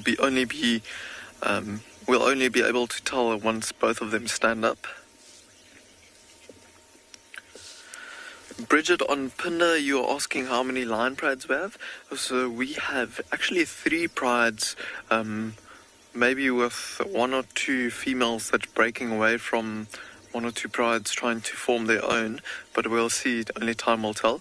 And it's the Bayala pride in the southwestern sector, and then we've got the mountain pride, and then far in the north of the reserve, close towards the very special sand forest that we've got here, there is another pride of lions up there as well. Look at these, the female that just got up earlier, she's staring quite intently towards those impalas, but obviously being out in the open like this, there's absolutely no chance she'll be able to catch one of them. Look at this other one just repositioning a little bit. I'm so glad that we found them at this time because they're nice and active and sitting upright and looking at those impalas. Often when it's warm like this, I'm sure you know lions like to sleep. So seeing these two females nice and up, and obviously they're panting a lot, not moving around too much, but nice to see them with their heads up. Just looking at their faces, not a lot of scars or so on their faces, and also just looking at their muzzles, it's big but not as big as some of the older lionesses in this pride. So I think these two are two young females that are actually adults already, but they are two sisters if I'm not wrong. Obviously it's very difficult to say when all the lions start growing up, because then you have to really look for really different scars and so on their faces. Look at this one, panting and looking towards us.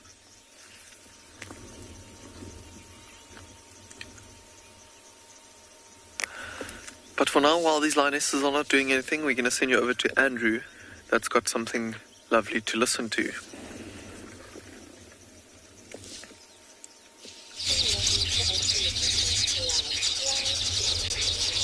Alright, we're here at the dam now. But I'm going to be doing a silent segment here at the dam.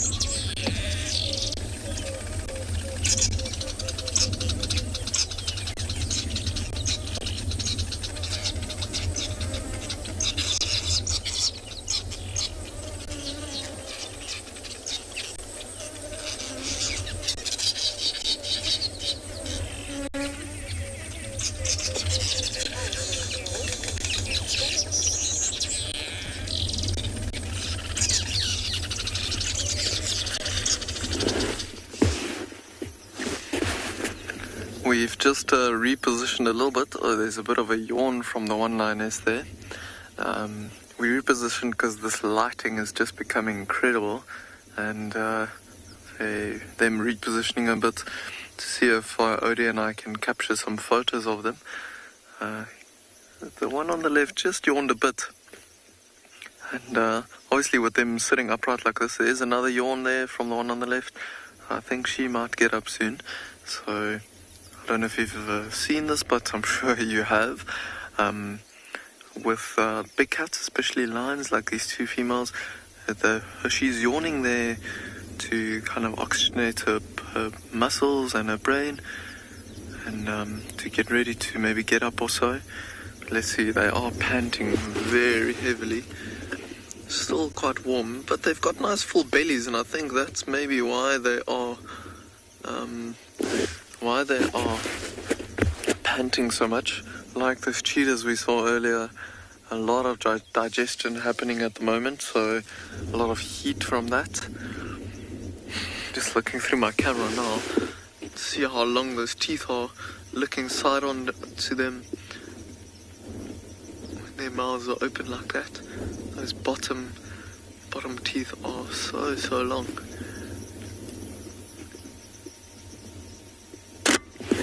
This light is just perfect on them at the moment.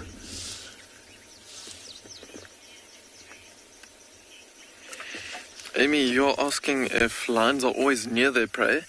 Well, it's quite a difficult question to answer, because they stay in the area where their prey is, because obviously they need to survive by eating and catching the prey animals, but they are not necessarily really close like this, because the animals will try and move away from the lions if they do know that they're there. But lions tend to hang around in certain areas where there is prey animals around for them to feed on or so. And they do move around with the herds of animals or so. But they need to patrol their territories as well. So they might not necessarily be in an area for prey, but also for territorial reasons, meeting up with males, going and finding the rest of the pride, or even for water. But they rely, I think, on animals just being everywhere in general. Look at this lioness just picking her head up and I think smelling the air a little bit. The impalas and the wildebeest just feeding off in the distance just catches her attention every now and then. Let's see if we can get a photo when she turns her head back this way. They are so beautiful. Look at those hazel brown eyes.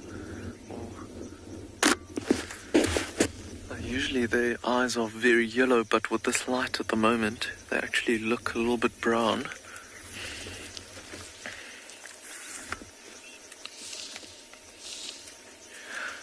Dolly, you're asking what the lions in Pinda usually feed on. So it's a very good question, because lions in different areas obviously hunt different prey species or what is available to them. For example, in the Sabi Sands, in the dry months, the lions can go for animals that will hang around specific watering holes more often. Maybe they'll hunt buffalo more often.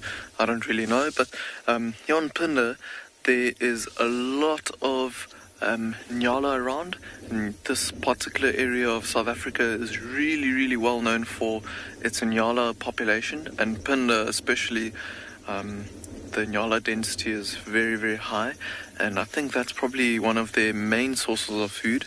But they've got quite a varied diet. Apart from the Nyalas, they hunt wildebeest, zebras, they really have anything they can find. Lots of warthog, but something like buffalo very rarely get hunted on Pinda. But something that this particular pride that these two lionesses are from have kind of mastered a bit is actually going for giraffe. So every now and then you'll see them on giraffe carcasses, especially if the two male lions that's in control of this pride comes and joins them. So lioness on the left just lying down flat now. It's cooling down so quickly. It's so nice with the sun getting closer and closer to some clouds. Oh, this one looks like she's also going to lie down, just repositioning a little bit. See how she's just licking her lips a little bit? I wonder if she wants to give a yawn. Oh, no, just starting to pant again.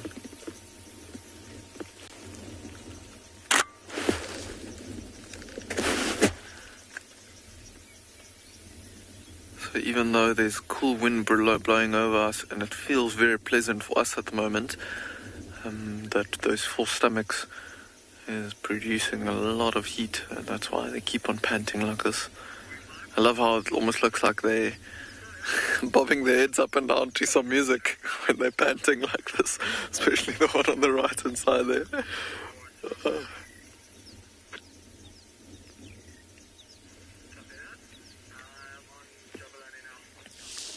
I'm very keen to actually stay with these two lionesses to see what they do, because with their full bellies they might not be too interested in hunting, but the wildebeest and the impalas have kind of forgotten about them, and the wind is blowing the scent of the lions away from them. So I think once these lionesses see that these impalas and wildebeests have kind of moved to a better spot for them to maybe get an opportunity to hunt, then we might see something. But we'll see. Let's stick around for a little bit and we'll see what they get up to. See the second lioness on the left hand side also started looking at the wildebeest, and you can see the impalas and wildebeests are just feeding and have got their heads down.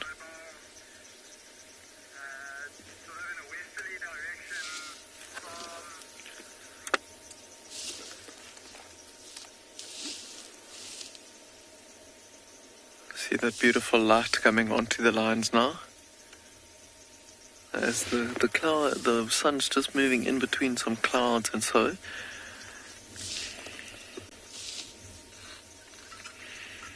interesting that these two lionesses are by themselves.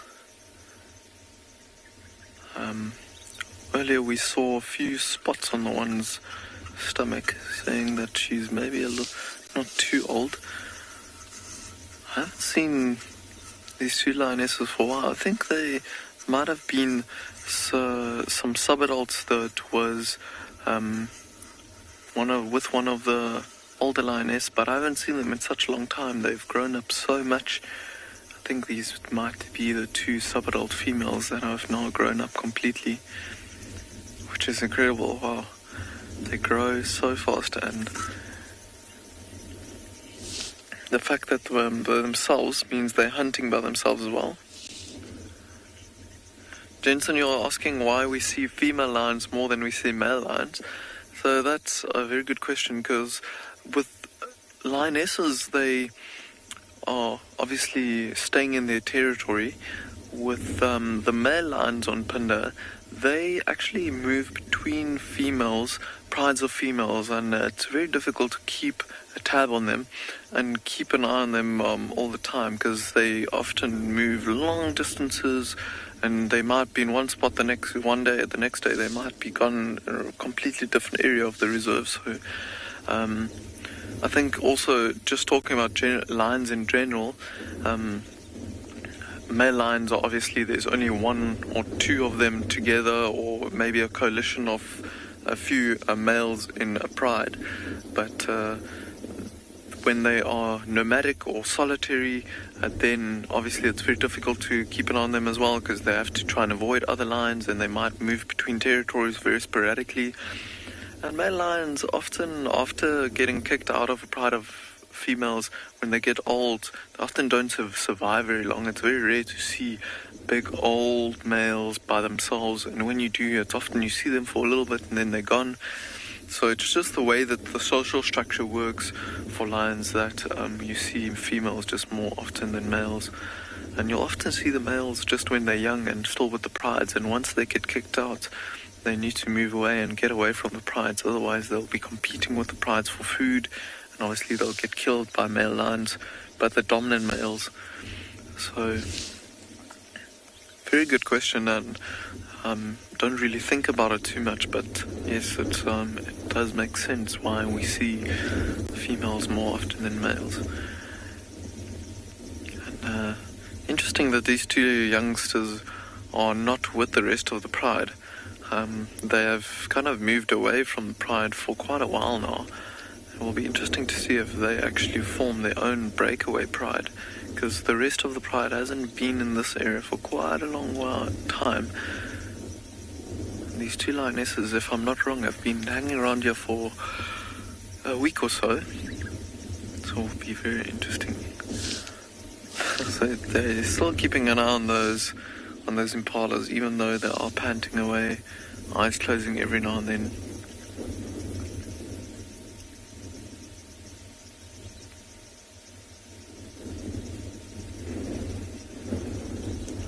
know if you can hear the wind blowing over us. Very cool wind.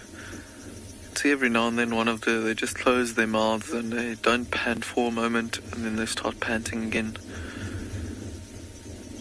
I think they might have moved out of the shade into this open grassy patch here to catch some of this cool wind to help them cool down. Look at the one on the right hand side, how she's really listening towards those impalas as well. You can see how where her attention is with her ears perked up like that. Oh, the one on the left just heard something off to the left hand side. But I think we're going to stick around with these two lionesses for now, and then we're going to send you over to Lauren that's got something spotty.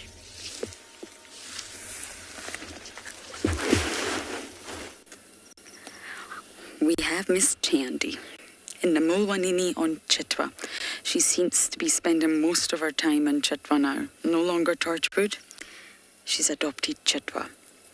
And thank you to Marcel. He's fixed our Chitwa mast so we can actually have this sighting. Otherwise, it's highly unlikely that we could be here. Now, she's obviously snoozing hard here. The Mulwanini is smaller than the Mulwati, but it's also a dry riverbed. And it's cool down here. The sand is wet. Shade. We may have another surprise for you shortly, but not quite yet. Let's just admire Tandy Cat for now. What always surprises me about Tandy is she's so petite. She's very short, very slim, and look at those paws. Phew. The paws of death. She's equipped with her very own weapons. Look at them. They're huge. In comparison to her body size, of course, they're far smaller than lions.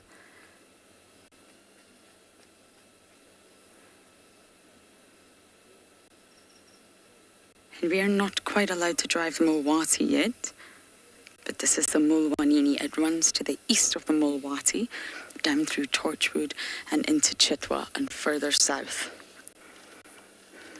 I wonder what she's looking at. What could it be?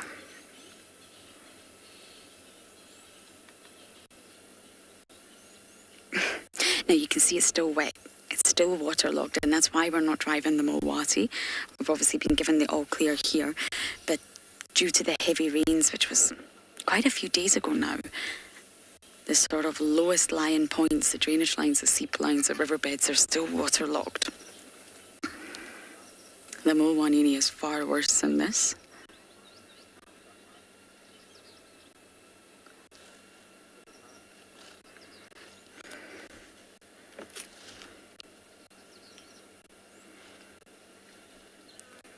Stuck in bed, you're saying you love those feet, those little bean toes. Looks like tiny little beans. And they are very small in comparison to a lioness or a male leopard, but just relative to her body size are of course very, very large. She relies heavily on her paws and her claws. But she's been seen every day. She was also seen this morning and yesterday. We tried to come here, but it's just been a little bit tricky with our Chitwa mast down. But of course, Marcello to the rescue. What would we do without that man? Now, just on a side note, before I do forget, because I'm very, very excited to see Miss Tandy here. Ngala's network is currently down, I'm afraid, so you may not see them on the drive today, but the team have gone out and they really hope that it'll come back out. So as soon as it's back, they'll obviously update you on what a wonderful afternoon I am sure they're having. But for now, their network is down. We come to you live from different locations in the wilderness, and it's not easy. Is Davy about to give away the surprise? I'm trying to keep it a surprise for you, but he's desperate to show you.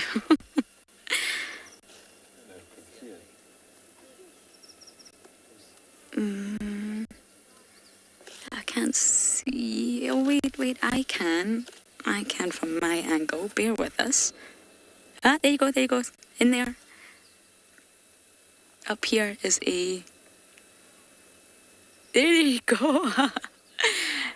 There is an eye. Who does that eye belong to? Aha, we have Tandy's son. I'm sure he's going to bounce out at any moment and play with his mother. She's watching him like a hawk. But yes, we come to you from the wild, and sometimes, well, technology fails us all. It's not easy, but we do it. So as soon as our network is up, they'll be right back with you. But I'm just hoping Tandy's son pops out so we can get perfect views of him. He's having a great time in there. I don't quite know what he's doing. Has he got something? That would make sense. That's why she's watching him.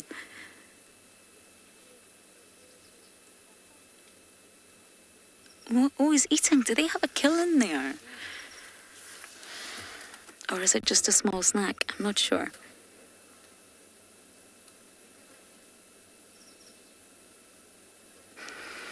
This sighting may get busy, but I will try and stay here as long as we can, because it's been a while since we've seen Tandy and her son together. I think it was Christmas Day, was it not? Or New Year's Day. That's the one, New Year's Day.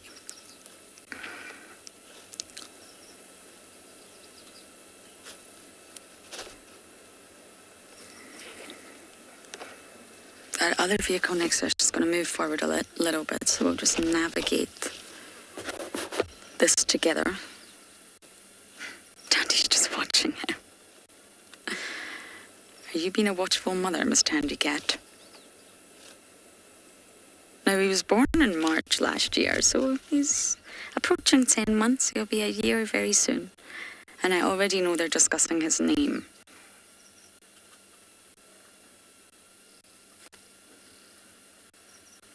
Penelope, yes, she's posing very beautifully.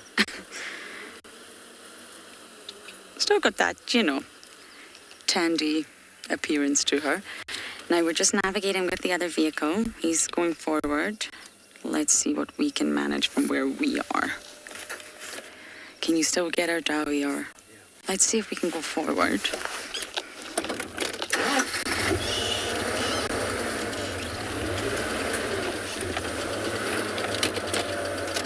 Okay, here, I think. Can you get it from here?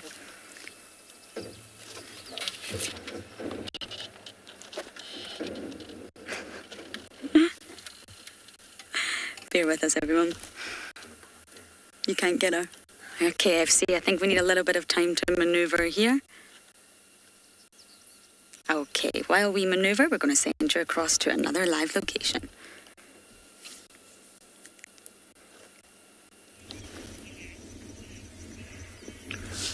Just as you come to us now, look at how this female has just changed her body positioning, because there is some wildebeest with tiny little calves that have just come out of the thickets in this direction, maybe coming towards this open clearing to spend the night. Look how she's starting to leopard crawl, or lion crawl in this case.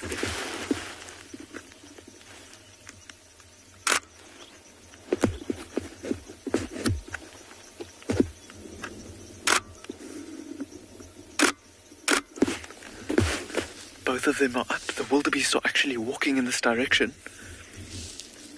And they've got lots of little calves with them. The wildebeest have just stopped. Oh, this female's still coming this way. Oh my goodness.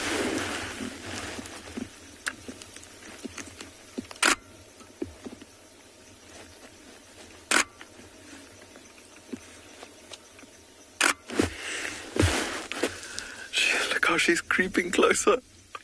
Oh my goodness, trying to make herself as small as possible. Look at that. The wildebeest have gone down and are drinking at a little puddle. Look how she's trying to hide behind that tiny little bush there. This is incredible.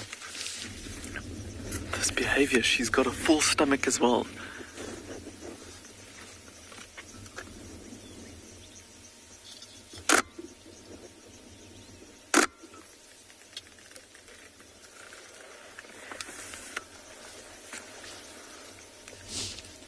Let's see, the wildebeest have not noticed that they are here yet.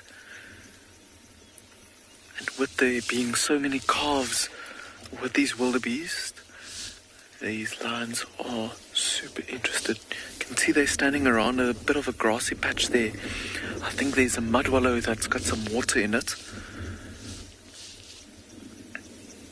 The wind is blowing, has changed direction, is actually blowing the scent of the wildebeest straight towards these lions as well. So they still have no idea that the lions are here.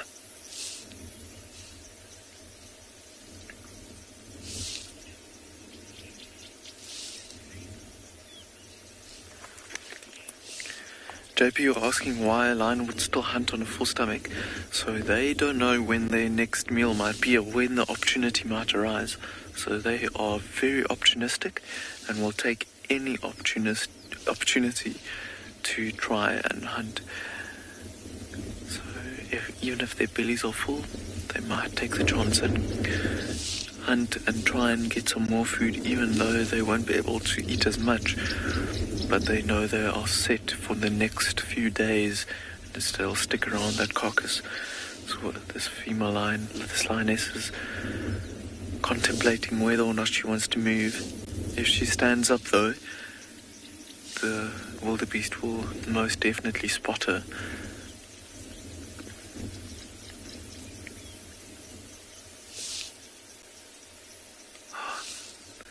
Tiny little calves are very playful in between the females there. Let's see if all the wildebeest turn and face away from them, and we might see these two lionesses move. But for now, they're staying at the exact same spot.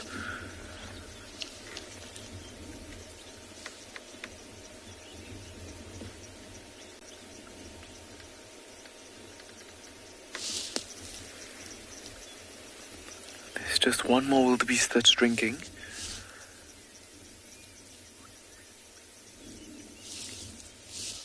But it too has stopped now. It's just looking towards us. No idea that the lions are there. And is now moving. Oh, wait for a moment. Looking in this direction again. No. Moving towards the rest of the herd. Let's see what they do. The lioness is now sitting a lot more upright. Maybe it's too far away and she loses interest.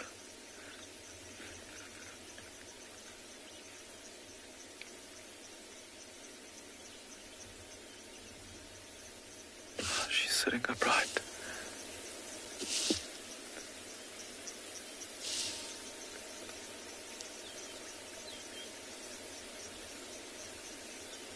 Earlier we were talking about how they're opportunistic. Oh, the one in the wildebeest is now looking straight towards them. And this lioness is sitting upright, so she's going to be sticking out like a sore thumb now. Keep on listening if we can hear some alarm calls. But we were talking about how they are opportunistic. But with this full belly, this opportunity might be a little bit out of her reach. Maybe if she was a little bit more hungry, she would have shown a lot more interest and tried a little bit harder. But the fact that she's sitting up like that, still interested though, but not in stalking mode anymore.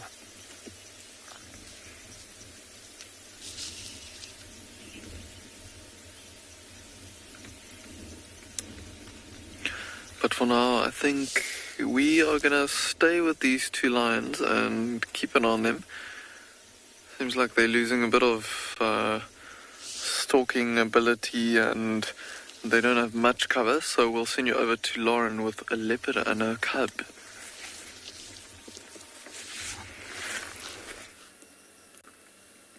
We just had lovely views of the cub there. Apparently it's an Egyptian goose that he's got. We don't have videos anymore. Ah, there you go. He's very busy. He's a very busy boy. There's lots on the agenda today.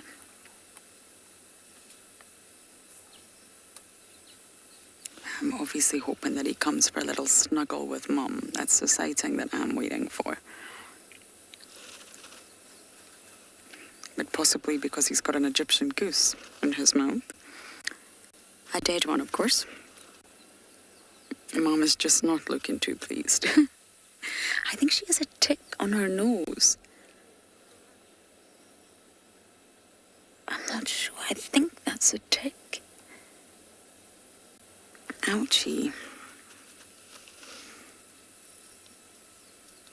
Ticks will sort of fill themselves to the brim, and then once they do that, they normally fall off their hosts. Oh. Tandy.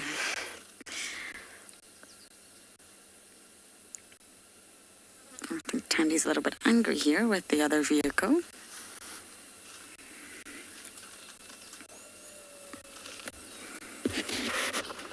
We're quite far back. That's the other vehicle moving back now.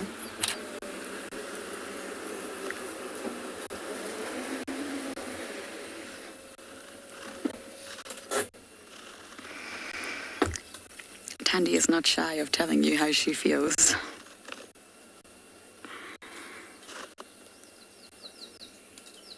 If she needs personal space, she'll definitely let you know that.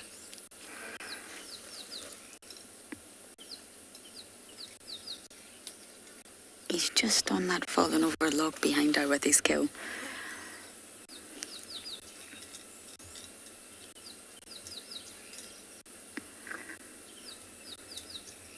Busani, I have no idea. I really don't know. I don't know if they're symmetrical in their spot pattern or not.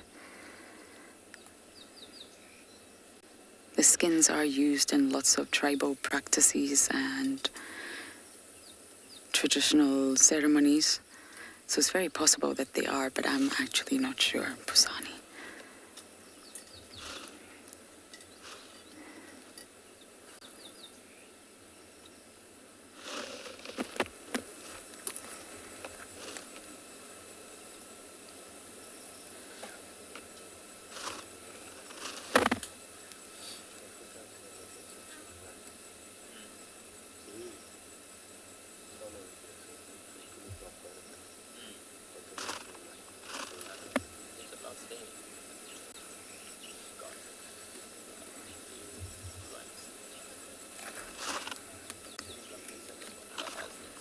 He'll come down at some point. From what I can gather, they're quite a duo, this pair now.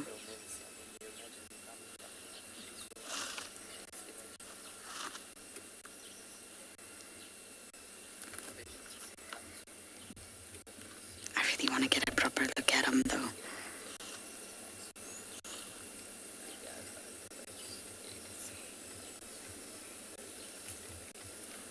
Male cubs normally stay with their mom up to 2 years, so he's got quite a bit to go.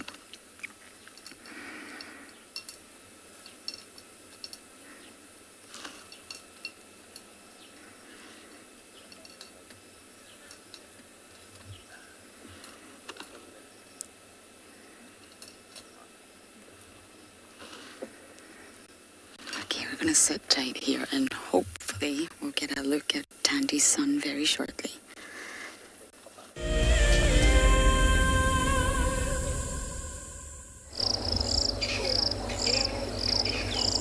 Okay, so we now here at the dam. I've got a beautiful hippo, which I'm going to do a silent segment with him. It's like a male.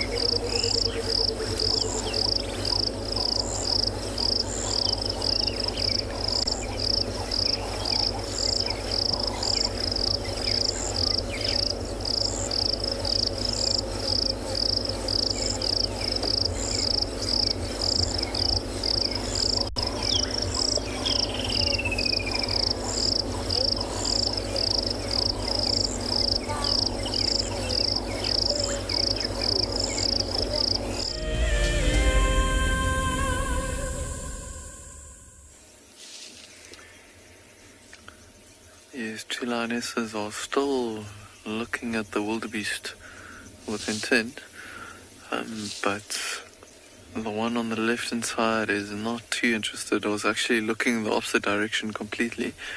But the one on the right, I can see both of them still listening in that direction. The one on the right-hand side, obviously, ears poked up and really looking and listening. When looking at those little wildebeest calves in between the adults. And the wildebeest are actually like starting to graze a bit, moving around a lot. There is one old individual though that is keeping on looking in this direction. Well, it's actually just chewing the cud and just not feeding.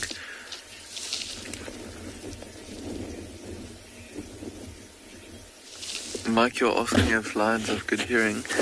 They have very good hearing, much better than what we do. So they can hear things very far away. And I think that they might have actually heard and smelled these wildebeest way before they even saw them, because they were looking in that direction for quite a while. And then as soon as they broke the tree line, that's when they really started showing a lot of interest. So these wildebeest are right out in the open, and the grass is very short here, so there's no cover. And that is why these two lionesses are not moving too much at all. And I think once the wildebeests have broken line of sight with these lions, then we might actually see them move a little bit and try and get into a different position to see if they can maybe stalk them or so.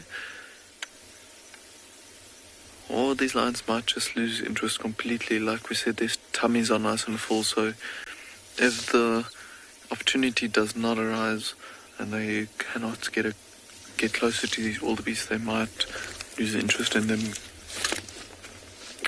But it is quickly getting darker and the sun is about to set here on Pinda, so I think these lionesses are maybe waiting for the dark, and then it will be easier to maybe get closer to these wildebeest. But we are now going to send you over to Tswalu with some bat-eared foxes while we wait and see what these lionesses get up to.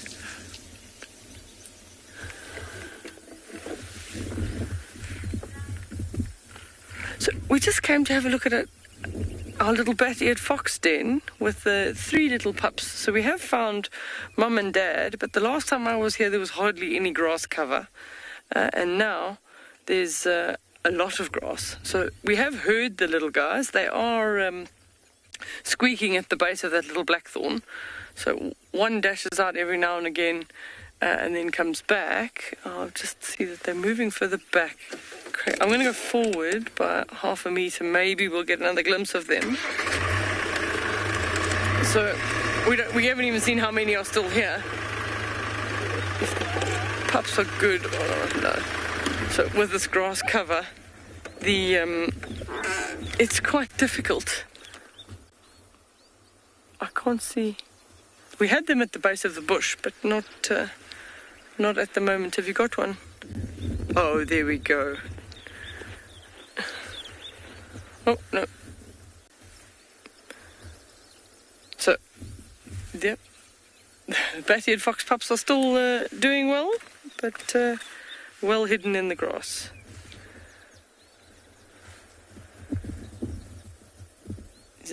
There they are. Yeah. So, much bigger than the last time you saw them, probably almost double the size. So they're getting a lot more independent.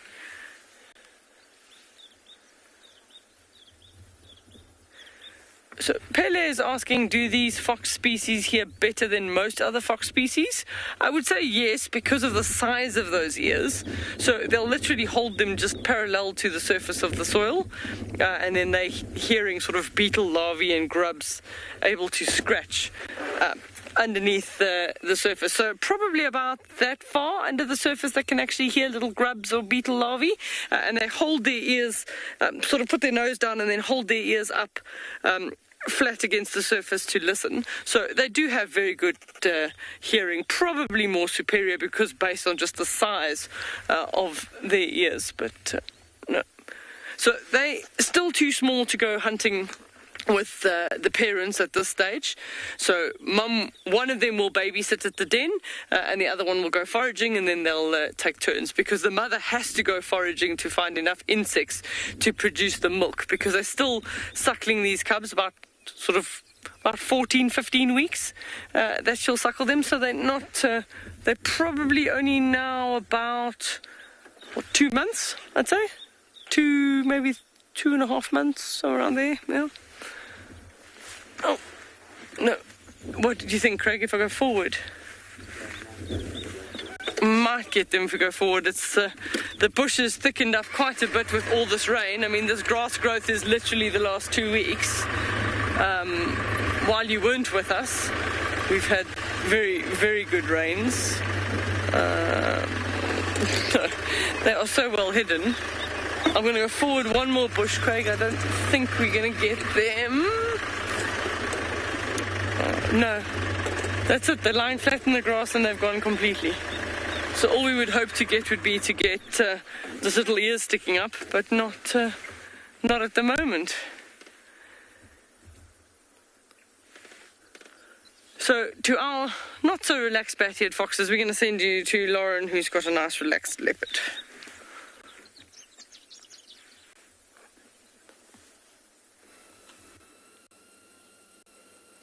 Got a slightly better visual. She's relaxed. It's just our vehicle now. And not the best visuals of the cub, but we're getting there. He's feasting hard on his Egyptian goose. And this just shows you leopards will snack on whatever they can. Be it a frog, be it a gecko, alates, birds, ground birds. This poor Egyptian goose did obviously not see them coming. And leopards cannot fly, which means he must have stalked it on the ground. And I guess the vegetation worked to his advantage. I would imagine it's his skill. I could be wrong. It could actually be Tandy's, but he needs to practice. He needs to fine-tune his skills as well. He's getting older. But it's actually, Davi and I were just saying how lucky we are. We've got the sighting to ourselves at the minute, and it's also incredibly cool and shaded, which really is beautiful. Got the woodland kingfisher in the background, overgrown vegetation. The sun is not fun, is it, Tandy? There's something very tender, in my opinion. I've seen leopard mother and cub. Because they are solitary and you're so used to seeing them on their own, there's something lovely about when you see them together. You see the little bean toes?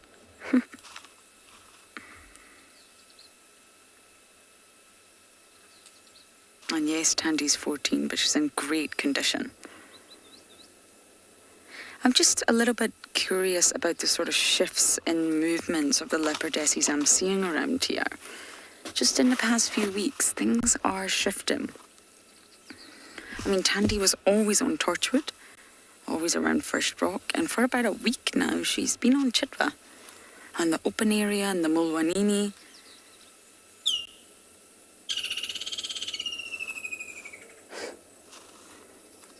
Cheep, churr.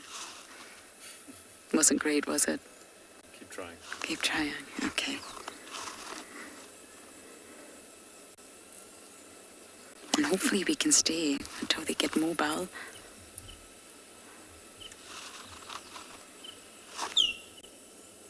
A cub was called in this morning. But a lot of people get... Oh, nasty insects. A lot of people get confused with the cubs. I personally feel Kuchava's cub and Tandy's cub look very similar. There's also Kanyeni's cub. And And if they're alone, people are still getting used to identifying the cubs. They're used to identifying the adults. Oh, Tandy, why are you being so cute right now?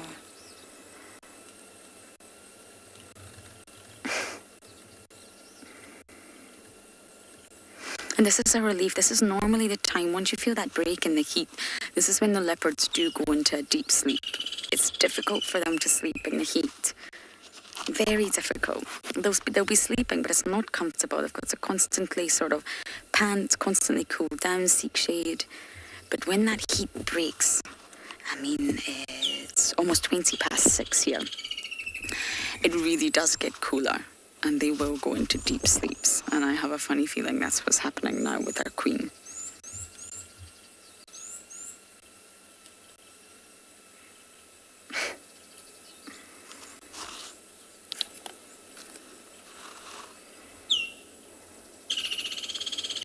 Viola, Juma's a very small property. It's only 1,200 hectares. It's not large. We're actually not even on Juma at the moment. We're on Chitwa. So yes, when Tandy graces us with her presence on Juma, she's the oldest leopardess. I mean, Tlalamba's young, and Shidulu's also much younger than Tandy.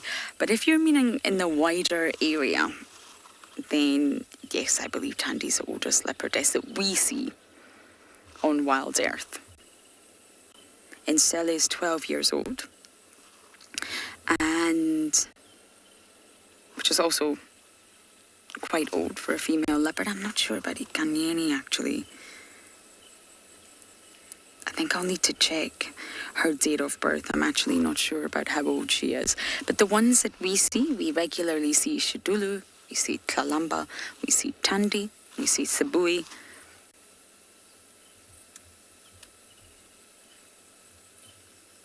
That's probably the most, sort of, the top females that we see around here.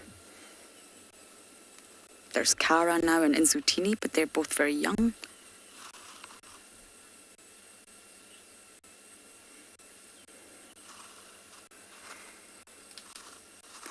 Mali, you're saying she must be having a fun and active dream. Don't think she's sleeping just yet. I think she's moving around to try and get comfortable and get rid of all those nasty flies. I don't think she's dreaming just yet. I could be wrong. I've just checked Ikanyeni's birth date, and she was born in 2006. So although we don't see her at Wild Earth, we actually had her the other day, but it was far too far east at the Kruger boundary. I'm doing some mathematics here, and because Davi knows that I'm trying to do the mathematics, that's when he wants to put the camera on me. How old is she, Davi? Okay. She's also old. She could possibly be the same age as Tandy. I'd love to put her on camera for you. I really would. She's also got a cub, but she just moves sort of far east. She's seen on Torchwood, but it's the very eastern side of Torchwood on that Kruger boundary. But one day we will get Kanyeni for you all with her cub. So she's also an older leopardess in answer to your question. But Tandy's thriving. She's doing so well.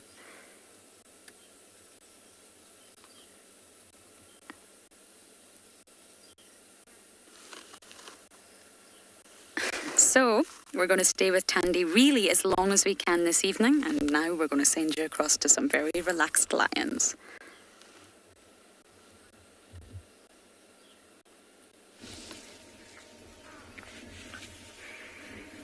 You know, these lions have indeed relaxed down quite a bit, and it is because the wildebeest have actually spotted them.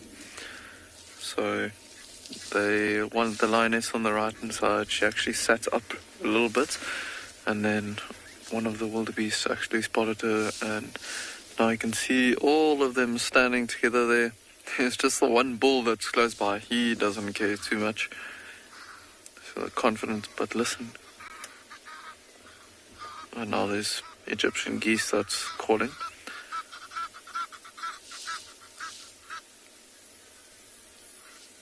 But listen if you can hear the snorting and sounds that the wildebeests are making to let the lions know we have spotted you and that the tree is up, so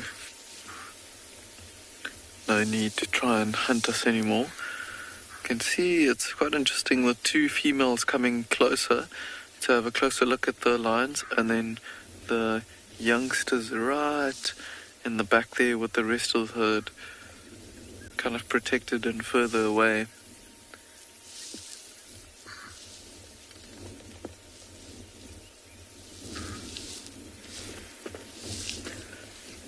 You can just hear them giving their grunts and snorts every now and then.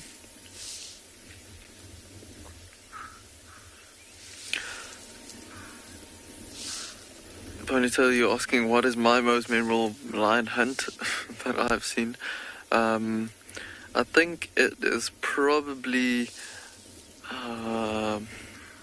that's a difficult one actually, because I think every single lion hunt for me is very memorable, but I remember one happening very, very close to Mountain Lodge on Pinda, and they basically caught an inyala really close to one of the rooms, which was incredible, actually from the same pride of lions that we are looking at now.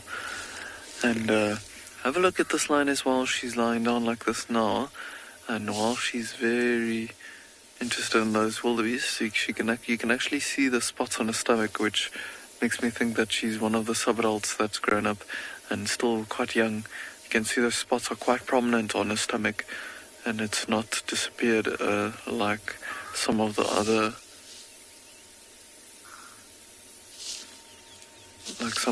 lions that's in this pride.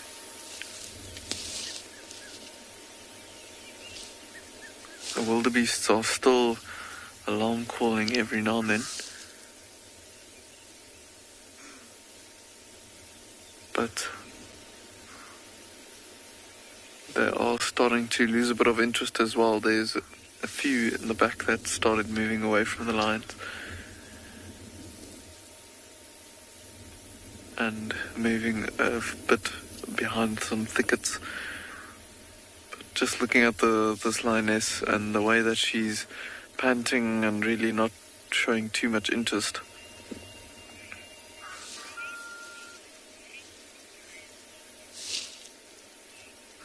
Greg, you're saying it amazes you how patient they can be. I think in this particular instance, I don't think she's patient. She's maybe just knows that there's no chance for her to catch something. But they do have incredible patience, and it comes with time. With these two younger lionesses, maybe their patience are not as great as some other lions, but you would think that, or we might think that they maybe have lost interest at the moment, but who knows, maybe she is waiting and she is still interested in hunting these wildebeest, just waiting for them to lose interest in her.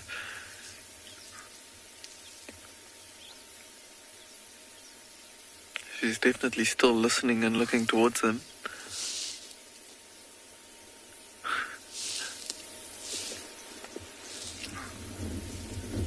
And incredible that she's still panting. It's cooled down so much. The sun is just about below the horizon, I think. Oh my goodness, we actually have a beautiful sunset behind us that we are missing.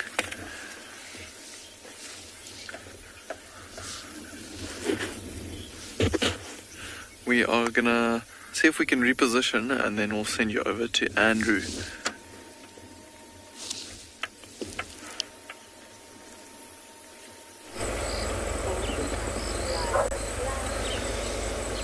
So cool now, looking at the beautiful sunset. But again, I'm going to be doing a silent segment here.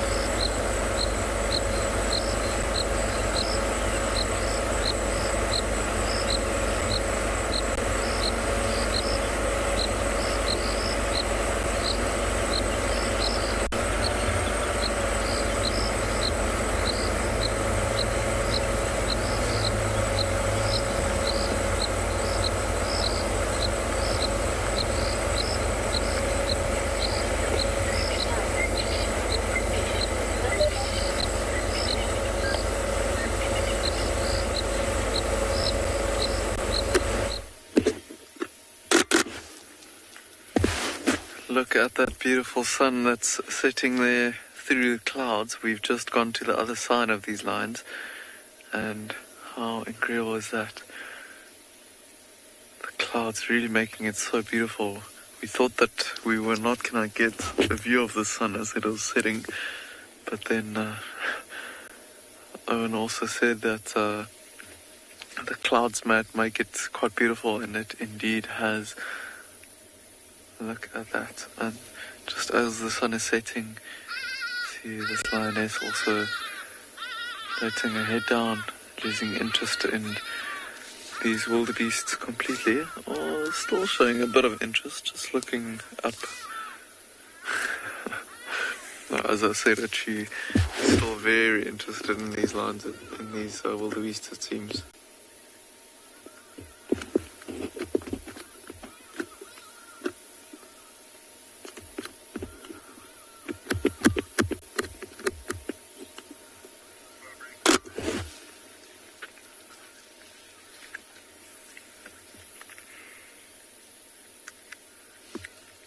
How beautiful is that, being with a lioness and then seeing the sun set like this.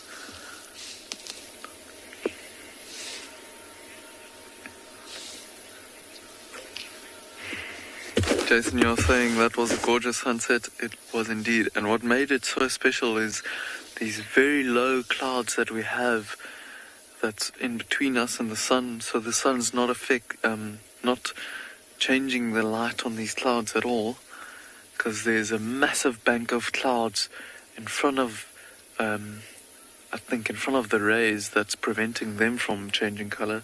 So quite a spectacular sunset that we've got. You just see the sliver of sun just behind the big bank of clouds that's in the back there. It was quite a hot and humid day, and I think that's why there's so much clouds in the air. And actually it is quite dark off to the left hand side, and I think we might have a bit of a rainstorm maybe later tonight or so. Maybe it's building up to the next couple of days. We'll see. The sun's now completely behind the clouds now. I can just see a bit of coloration there still left. Wow, I just came back from leave, so having this incredible sunset is really such a welcome back from leave, and yeah, wow, what a day it's been. This lioness, now that the sun's completely gone, this lioness is still a little bit interested in these wildebeests.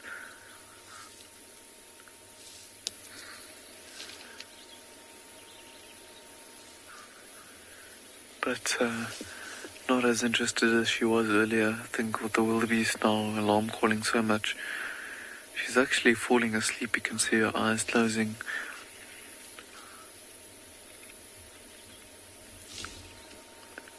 The wildebeest bull still standing very close to them and alarm calling. I don't know if you can hear that. You can hear a few birds calling in the background as well.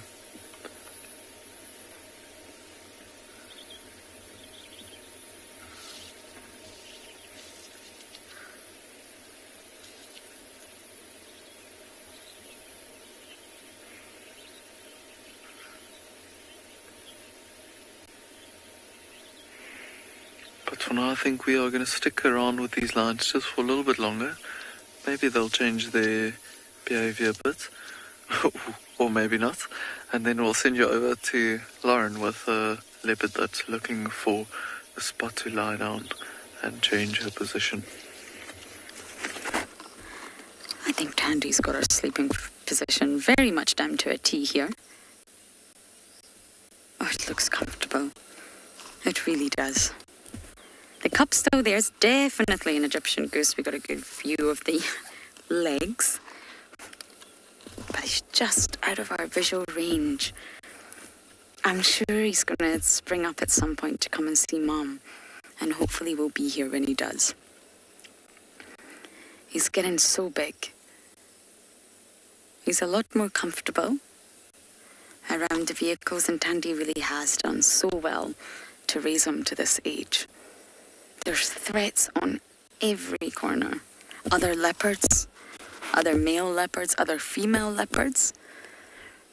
Moya female killed one of Shidulu's cub from the same litter as Kara. Tingana's killed lots of other young leopards before. Lions, hyenas, even wild dogs. If a wild dog came across a leopard cub and it was much younger, they absolutely would. All sorts of threats. Even when it's a very, very small cub, or when he was a very small cub, aerial threats, snakes. She's done so well. But I wonder why she prefers Chitwa. It's very interesting because Sabui's on Chitwa a lot, and so is Kuchava. So although Kuchava's her daughter, Tswalui is not, and it's still competing females. It's interesting that she chooses to come here rather than Torchwood, where there's not as much pressure.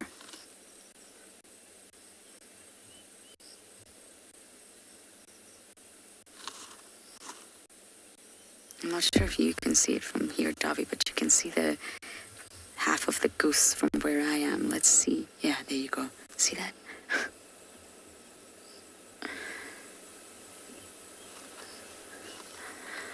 There you have it.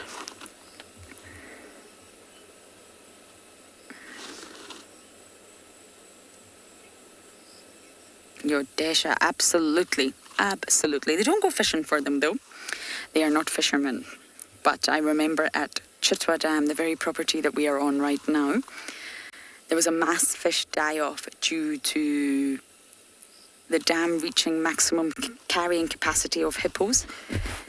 Excess nutrients arising from defecation from all the hippos, which started to remove the oxygen from the air. Bacteria can remove oxygen. And this creates... Oh, sorry, Davi. Please forgive me. This can create temporary hypoxic conditions. And therefore, there was a mass fish die-off. So because all the fish died, they don't sink, they float, and they made their way to the embankment.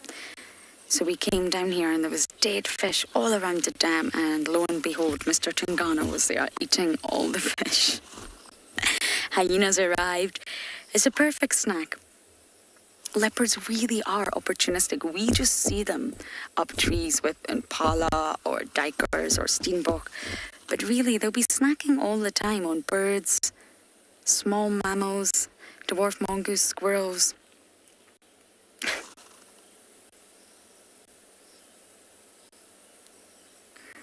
That was one tired cat. Even really small amphibians, reptiles, that's how they'll sustain themselves. We regularly see Tandy with scrub hairs, but of course that's not a big meal and it's not going to last long. But it's actually really good to see leopards feasting on things like Egyptian goose or fish. So yes, in answer to your question, they absolutely will eat fish. They just won't go fishing for them. It's not often that a fish is outside of water, unless there's a situation like what happened at Chitwa with that mass die-off. Otherwise, they're probably not going to get lucky with fish. But there's a fascinating video online, I don't know which platform, a deep dark hole that is the internet, and it's a leopard, a young female leopard approaching a crocodile. And it's at night time, and the crocodile's mouth is full of meat. I don't know what meat or where it got it from. And once crocodiles become full, they become quite immobile. They've got to digest first. They're reptiles. It's all to do with sort of metabolism and energy levels from the environment. And this female leopardess is able to go up to the crocodile and pull meat out of its mouth. And it does it successfully, and it just walks away with lots of flesh. They are very opportunistic, just like hyenas. They find it hard to resist. We just see them more often than not with antelopes.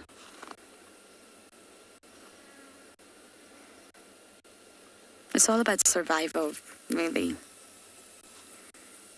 Whatever they can get their paws on. So of course we're not going to go anywhere, but we're going to send you guys down to Tswalu with some giraffes.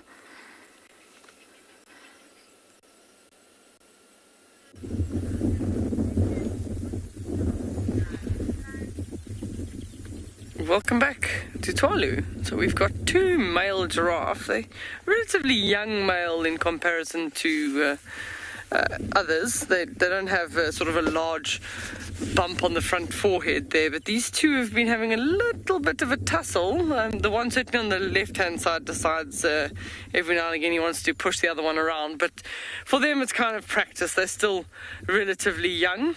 So not too much happening from the seriousness side. They're just testing each other out. We might have. They're also covered in louse flies at the moment, so that's why their tails are working overtime. Just trying to keep those flies off. And no, they've decided that they're heading out into the blue yonder, side by side. So something that you notice now quite easy is the fact that they've got white on the back of the ears. A lot of animals will have the follow me signs, and for giraffe that makes sense that their follow me sign is not low down on their backside like a waterbuck with that nice white circle, but theirs are actually the back of their ears. It'll help reflect heat away from the ears, but also if a giraffe is looking around through the trees looking for others, it is an easy thing for them to see would be the white on the back of the ears. But they've chosen a nice spot, good visibility for any predators. They wouldn't have to worry too much. We also got out in the open plains, we've also got a springbuck as they move across to that side. I think Craig might be able to pan across all the way to that side. Just one single springbuck out in the open. Also smart to choose that place. Interestingly enough, that's a female. And a lot of them have been lambing, so she might be hiding a lamb in the grass somewhere, specifically because she's all by herself. So she may have just recently given birth and she's got the lamb hiding somewhere, and only when she needs to feed it will she call it to come and suckle milk. But with the springbuck, the female's got long, thin little horns relative to the male, so that is a female. I don't see the lamb will be very well hidden. It'll be like a sort of a brown stony color, and then curled up either in the grass or behind one of those eland beans, well hidden. There's also, I don't see anything, but we have been seeing quite a lot of springbuck lambs lately. Oh, and the giraffe have left us. Now you see them, now you don't. They're completely gone. So only thing left is our little springbuck.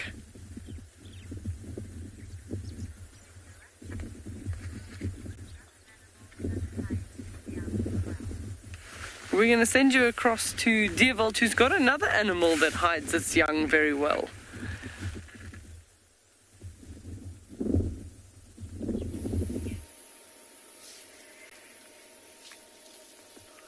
These two lionesses are pretty much in the same spot. The one just got up and went to the toilet and then went and lied down again.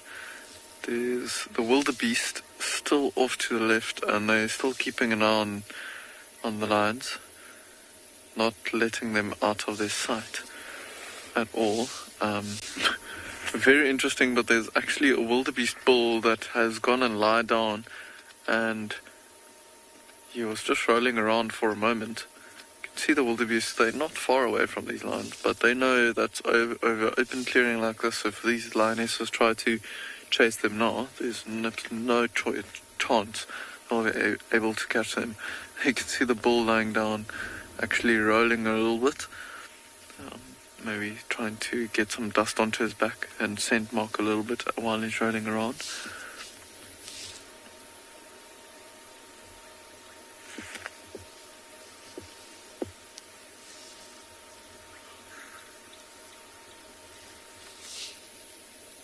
All this movement from this wildebeest bull is definitely getting a lot of attention from this lioness. You can see she's got her ears really pointing towards that bull as he's lying down and rolling around. I wonder if he even has any worry about these two young lionesses. Maybe he knows that they are too young or too small to hunt him, or maybe he thinks that this distance is enough for him to be able to get away from them safely.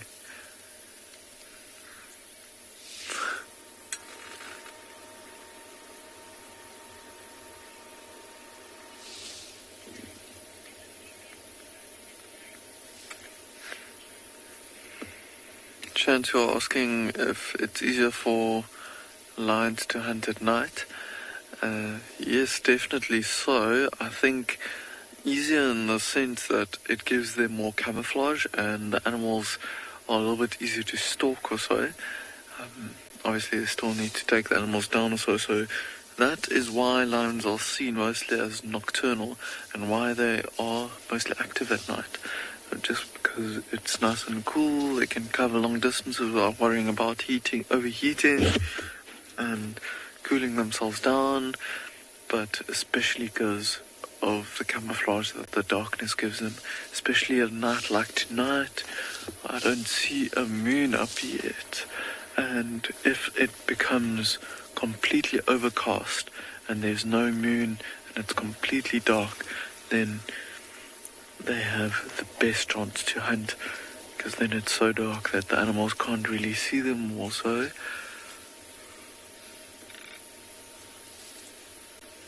And maybe that is what these lionesses are waiting for.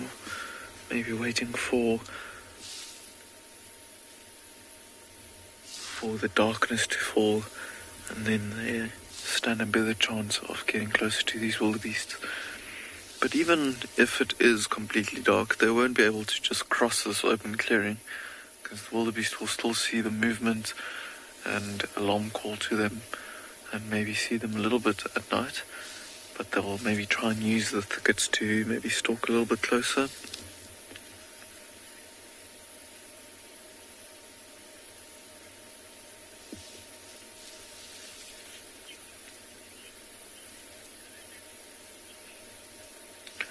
But looking at these lionesses, it seems like they are quite happy to just be settling down, even though it's getting a bit cooler. But we are going to see if we can head over to Lauren, where she's got an animal that is feeding.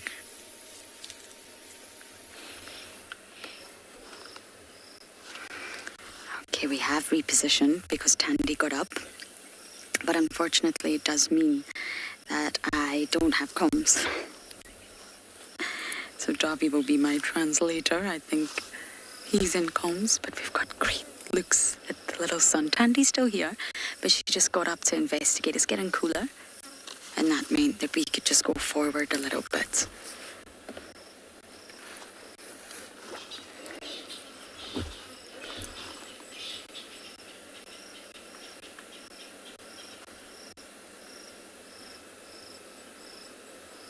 It's so nice to see him.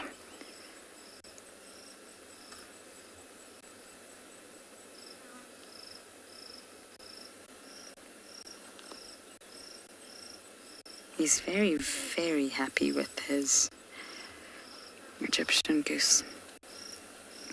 I'd love to see him hunt. I'd love to see him in action. And Tandy leaves him for long bouts, sort of long windows of time. She has to. They have to learn the life of feast or famine very, very quickly.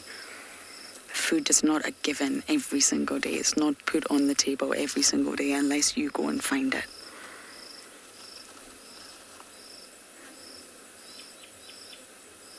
He's a hungry Horus.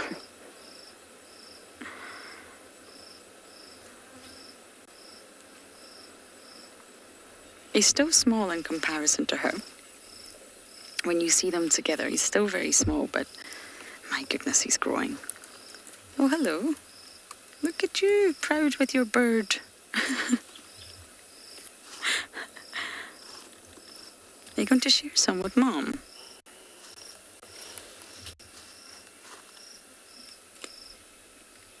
I take it that's a no. I think that's a I'm not sharing. No way, Jose. Poor Mom. I think she shared plenty of kills with him. Now he's positioned right in front of the vehicle.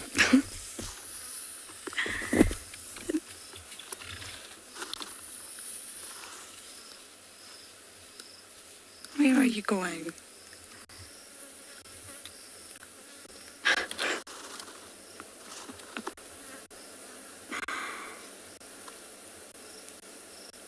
You know, Tandy's not even tried to take it off him. Okay, well, we definitely can't go anywhere now. He's far too close to the car, which means we're going to sit here and enjoy.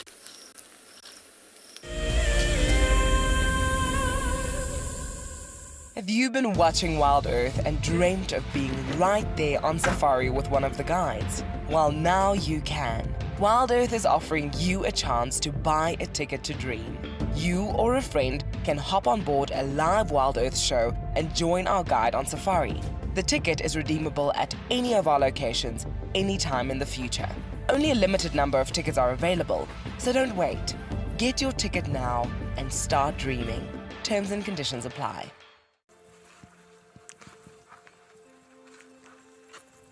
Hello, Mama.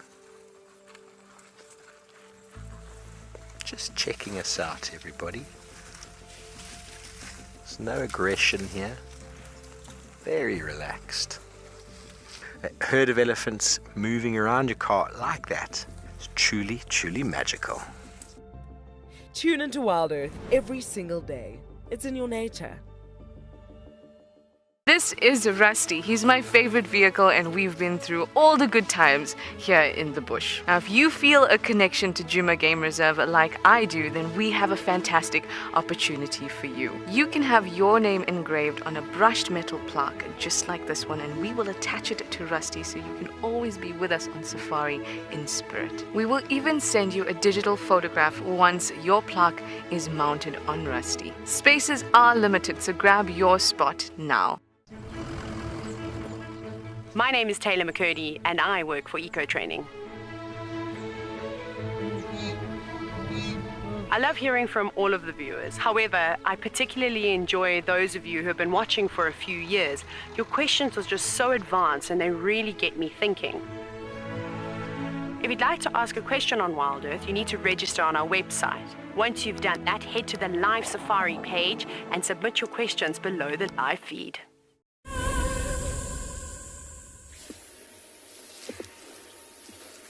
The lioness just got up and she's now very interested in the wildebeest because the wildebeest have decided to move off and have actually started trotting away with all their youngsters. Let's just see if we can get a view of them as they move away. There you can just see them behind the one bush there now. They've decided to move away from where the lions can see them and just trotting over towards the open clearing on the other side. I think they're trying to get to the open clearing there so that they can be there when night falls and when it's completely dark, and they can keep an eye around them on these open clearings. Yeah, they're just disappearing now off to the right hand side.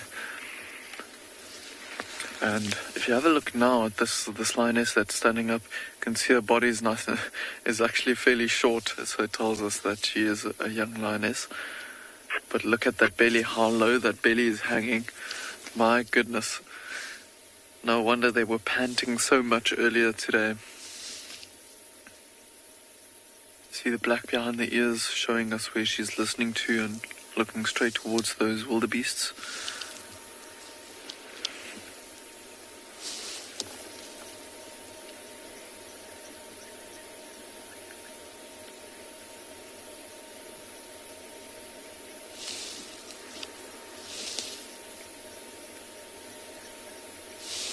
Looking and listening to the movement. She's just trying to reposition herself a little bit every now and then.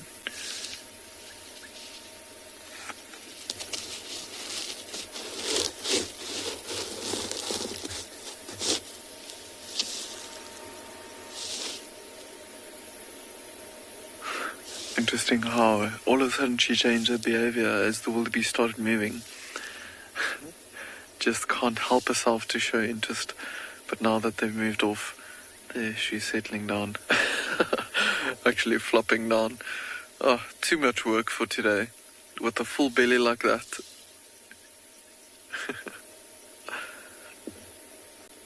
See how they're not even looking at the wildebeest anymore.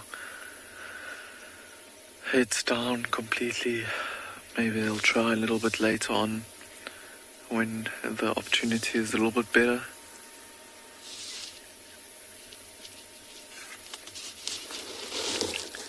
Yeah, the light is fading quickly now as the sun is completely below the horizon.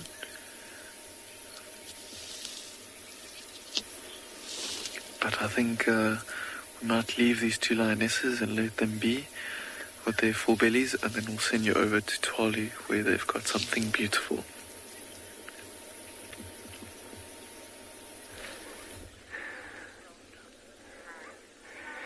Ladies, I am sending you all these beautiful bunches of flowers. They've literally just come up in the last week.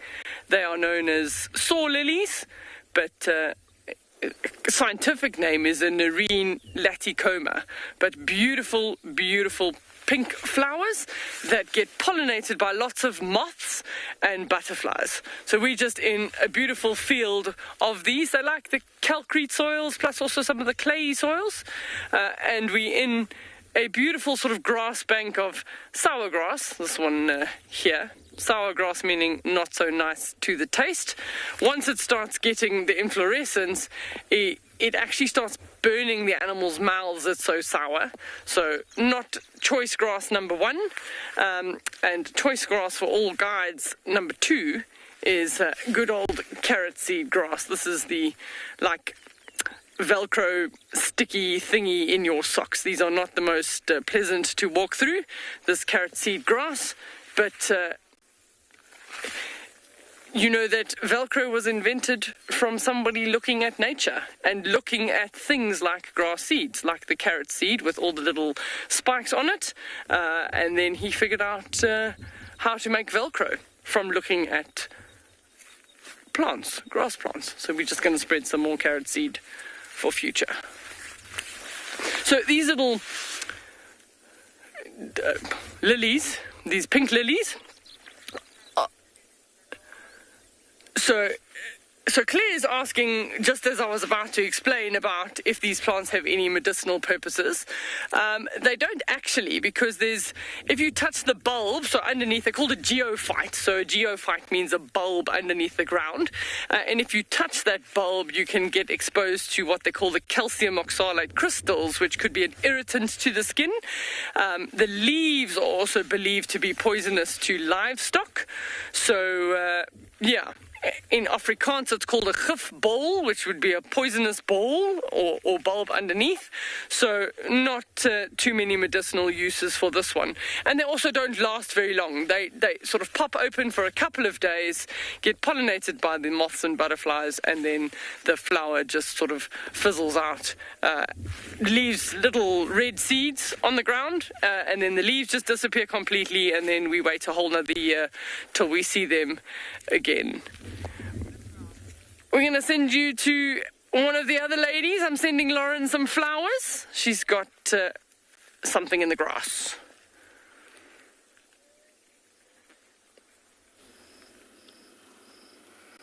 Now Tandy's son is still feasting away here on the kill.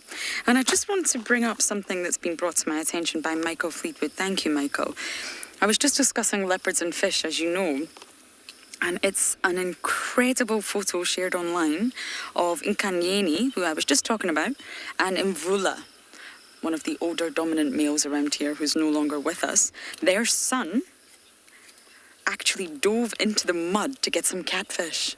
And he obviously comes out of this muddy dam. I don't feel like it's summer in this photo. It looks like a winter, barren landscape.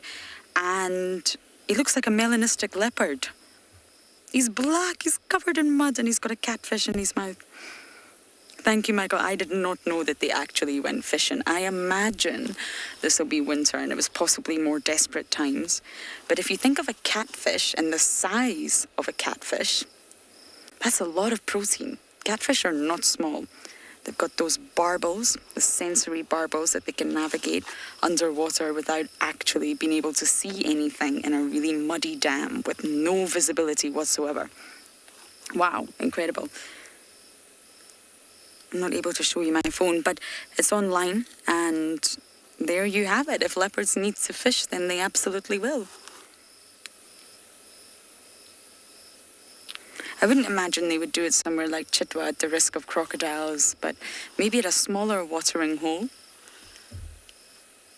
They will absolutely dive in to go get a snack. When hunger strikes, one must do what one must do. Hello, you. I have no idea where Tandy's gone. We may have to pull out soon. We've been here quite a long time, and I think another vehicle wants to come in. But it's been an incredible sighting. I love spending time with mothers and cubs.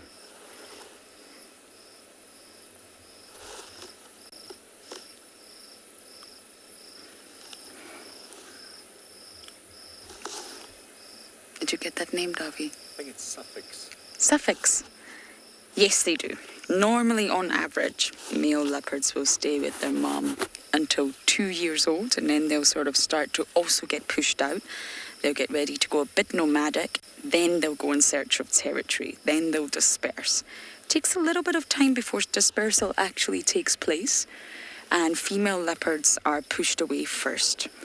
And that's because they don't disperse. They get a section of mom's territory, and they essentially become a competitor, if you like. But mom hands over a section of the territory and says, here, go, make your own, establish yourself. And it also takes time for the female to become territorial, but they definitely become independent long before the males do.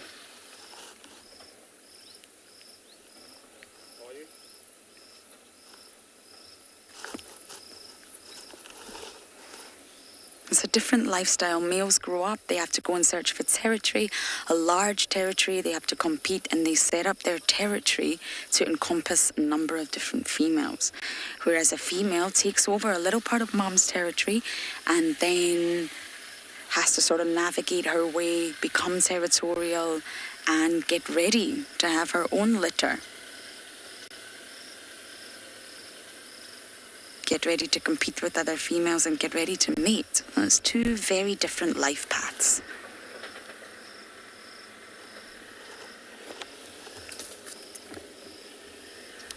We're pulling out shortly. You're welcome to take our space.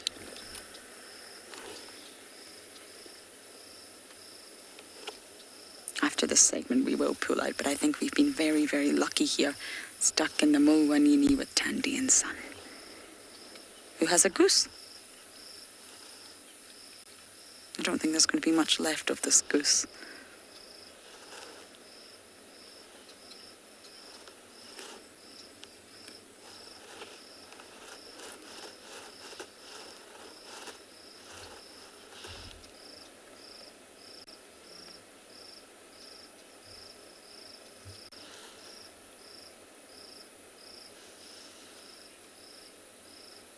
So FCB will need to pull out of this sighting now.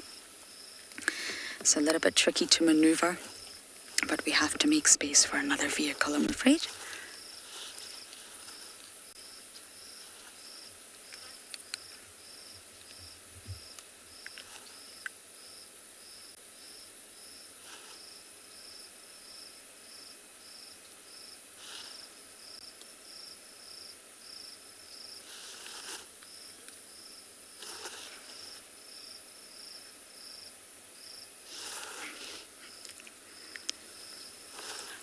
Okay, everyone, this might be a little bit tricky.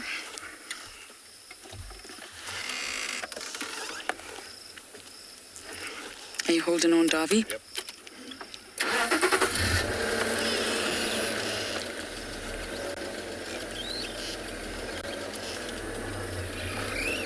I'm just going to take this really slowly. We're up an embankment, and of course we've got a small little cub nearby us. We're just going to move out of this sighting very, very slowly.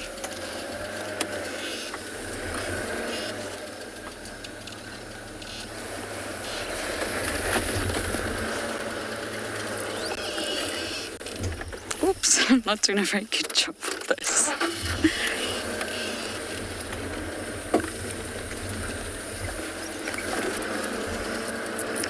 Okay, let's try again.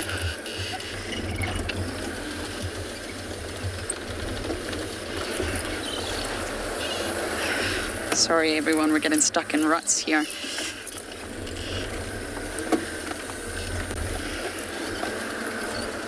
Okay, so while I get out of here, we're going to send you across to another location.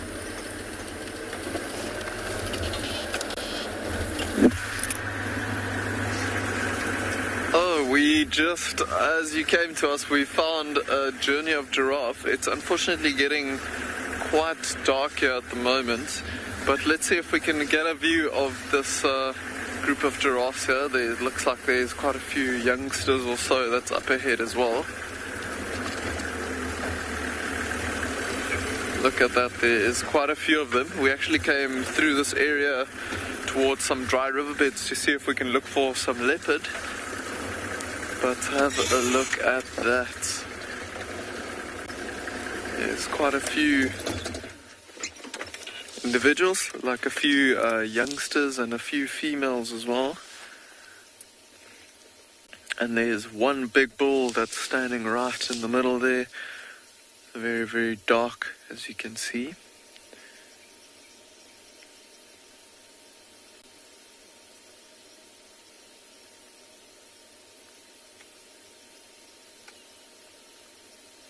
Here's some of the cicadas calling in the background.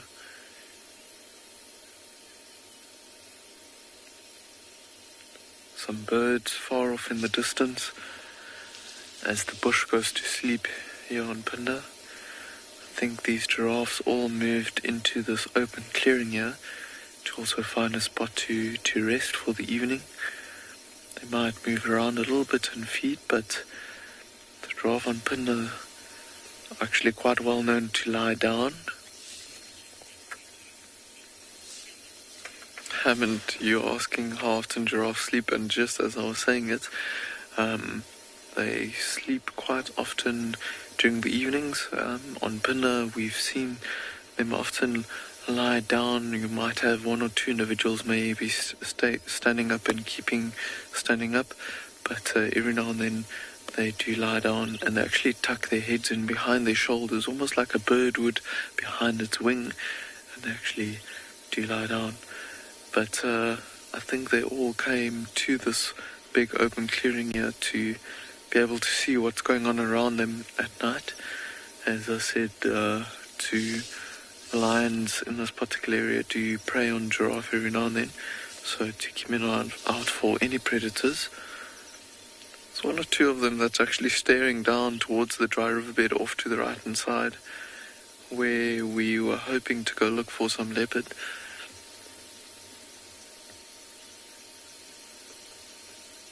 Incredible how this one close to the bull is actually very light in color and the bull is completely dark. Interesting how every single one of them are so unique, even with coloration, not just the spots.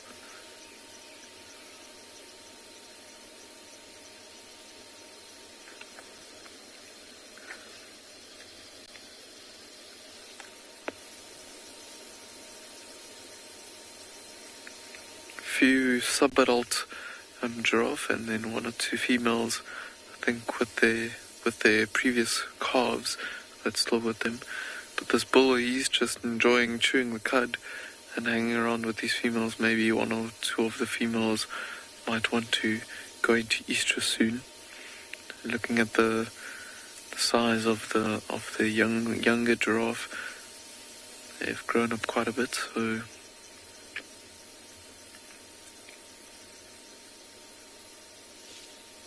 see the female's going to estrus pretty soon, and that's probably why he's hanging around.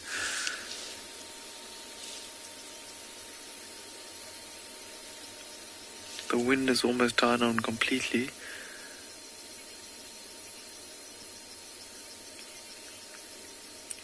But I think these giraffes are going to settle down in this open clearing, and I think we'll leave them now that it's getting dark. See if we can look for some other animals, and we're going to send you over to Tswalu where they've got some activity at a watering hole.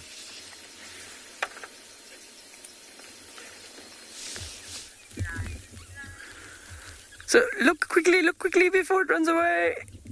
There's one of the little blacksmith lapwing chicks. So we here at our regular dam, that was the parents that we were following earlier in the month that had 4 eggs.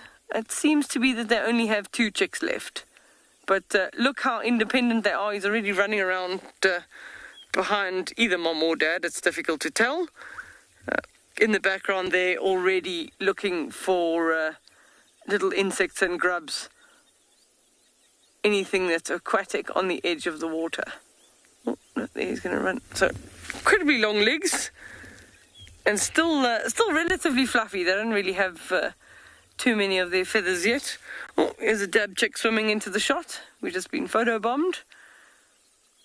So, also known as a little grebe. Oh.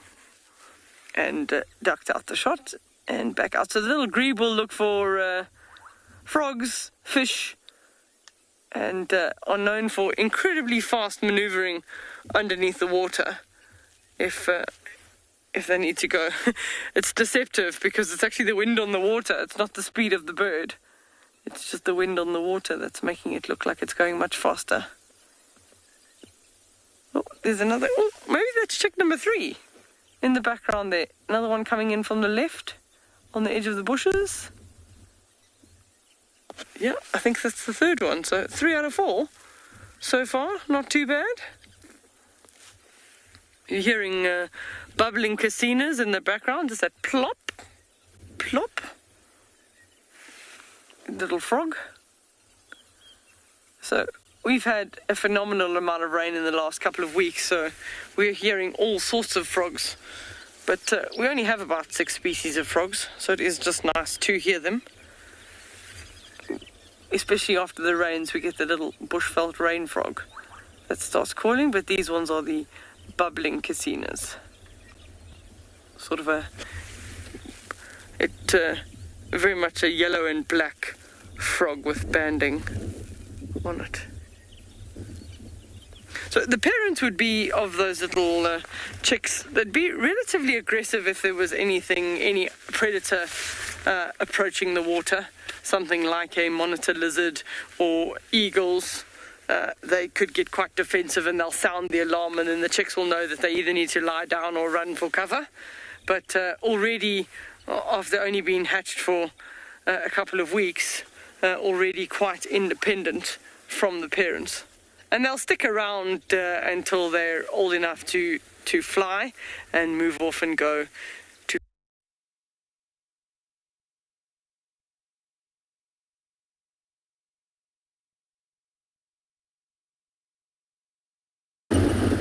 Sorry about that, everyone. Don't quite know what happened to Tswalu, but they will be back. We are racing Ferrari Safari style, as you may be able to tell, through to the hyena den. We got out of that Mulvanini. It was not easy. I started to get a little bit nervous there. There's lots of ruts made, so it was a little bit tricky, but we got out, and I'm trying to get to the hyena den on time.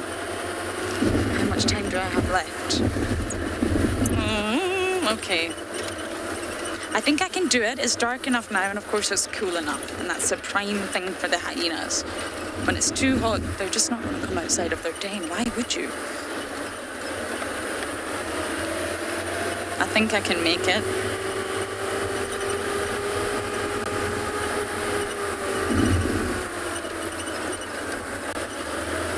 I try to keep only my dims on. I really, really don't like using bright lights out here.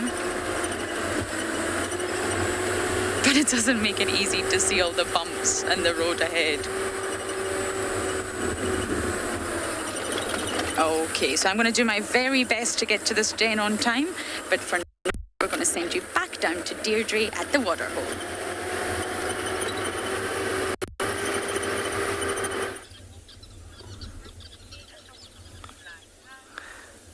So, back at Tswalu, we don't know what happened there, but the only other birds that we can see on the water is, must be, drum roll, the Egyptian goose. We I think no waterhole is complete without a pair of Egyptian geese. And these ones will be the dominant ones of this particular area. And if any other Egyptian geese decide to fly by, they get quite upset. They'll make quite a lot of noise, and they'll even lift their wings up and show these big white windows on the wings to any others flying over, to basically tell them that the territory is occupied, and they must just keep on flying. So just nice bobbing up. We haven't seen any Egyptian goose chicks. One of our dams we've got some, so we'll go and see if we can find those for you in the next couple of days, but nothing here with this pair. So they would typically, an Egyptian goose is actually quite an interesting one, because they'll nest above the ground. They can nest in some big trees anywhere easily over 2 meters above the ground, and then when those goslings hatch, they will fall out the tree. So Rick is asking, I think I got, do we have saddlebull storks? Is that what I heard? So saddlebull storks, if that was the question, no, we don't get them here. There's actually almost not enough wetland areas between here.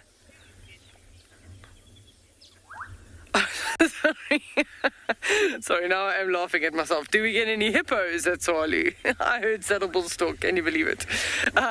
No, unfortunately not. The hippos are not a semi-arid area animal, so they wouldn't naturally have occurred in these areas. And these waterholes, they're exceptionally high at the moment because we've had very good rains, but in the dry season can go literally right down to a puddle, so a hippo would definitely not be very happy living in a puddle. And for the same reason, we also don't get crocodile here at Tswalu. So hippo and crocodile are not at Tswalu. But just, I mean, Craig, if you pan that side, if you can, that sunset that we're starting to get is amazing. Sorry, I'm making it a bit difficult because it is all the way behind us. But that's our sun going down amongst the beautiful camel thorn trees. That's still the blue sky area. We still anticipate some rain later on this evening. The clouds in the north are still very, very dark blue. Oh, all the birds still calling. The bubbling casino frogs have stopped.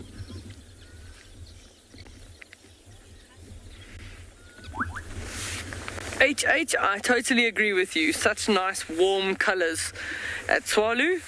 So we're very, very lucky. From a photographic perspective, we generally tend to get almost a golden hour that's a golden 2 hours, both in the afternoon as well as in the morning, and particularly in our winter season.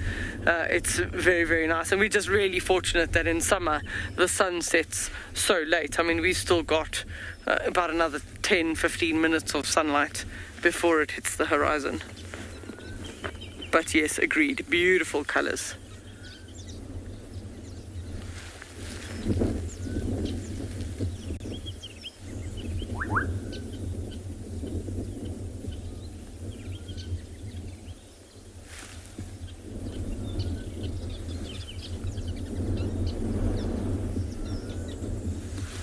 So it's still pretty windy out here, so it'll be interesting to see what our cloud cover looks like tomorrow morning.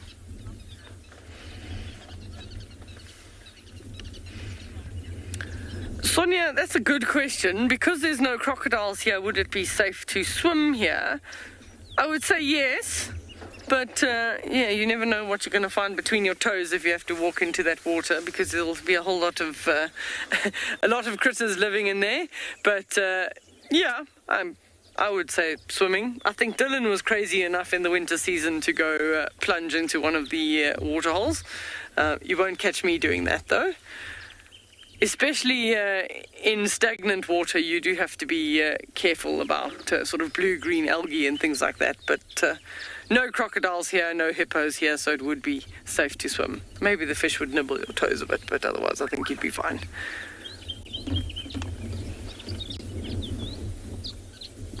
Luckily, most of these are also relatively shallow, so it's not too difficult.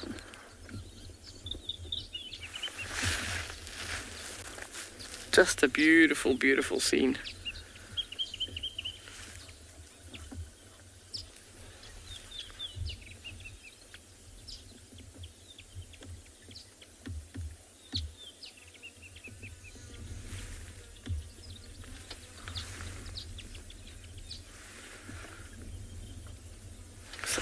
see. I'm going to have another scan around with my binoculars along the edges of the water to see.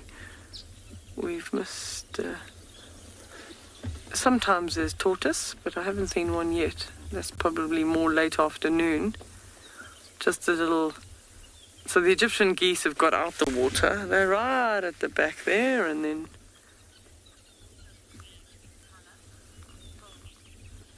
So, Tony, you asking, is this water green in colour? No, not at this angle, but you do have some water bodies that once they've been exposed to like an algae, you do get like an algal bloom, and then you can have a sort of a green tinge across the top of the water.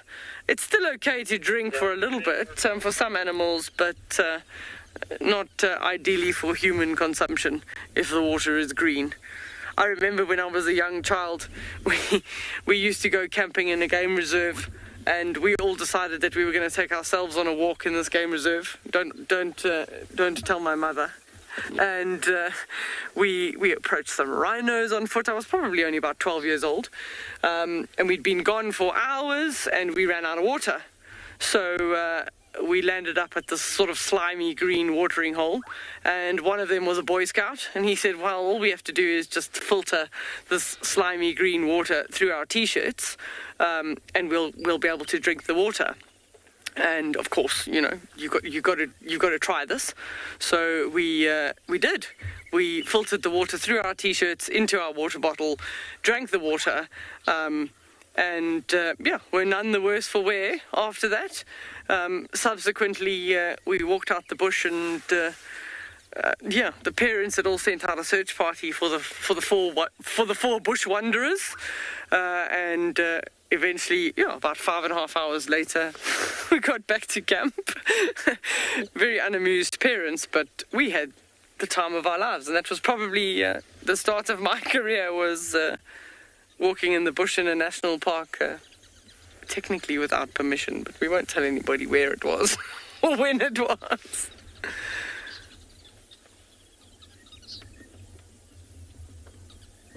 So, yeah, definitely if you're in a survival situation and you've got some method to filter or boil water, that would be better than just drinking it directly. And you also never really want to drink on the edges. That's why often the animals will actually walk into the water a little bit further and drink a little bit further into the water, because the water tends to be cleaner than on the edge, where some animals will defecate or they walk in with their feet and they disturb the mud and these little insects and critters on the edge. So a little bit further in is always advisable, but not in an area that's got crocodile. You won't want to wade into the water to go and see. Crocodile can hide under even sort of ankle depth water, so you definitely don't want to try that.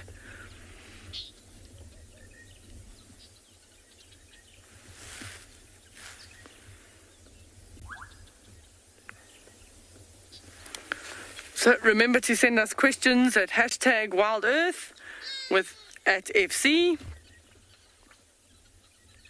And we're going to move on from our beautiful setting here.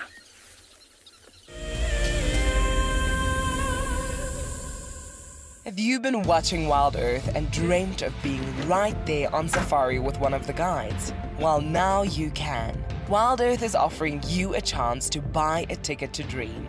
You or a friend can hop on board a live Wild Earth show and join our guide on safari. The ticket is redeemable at any of our locations, anytime in the future. Only a limited number of tickets are available, so don't wait.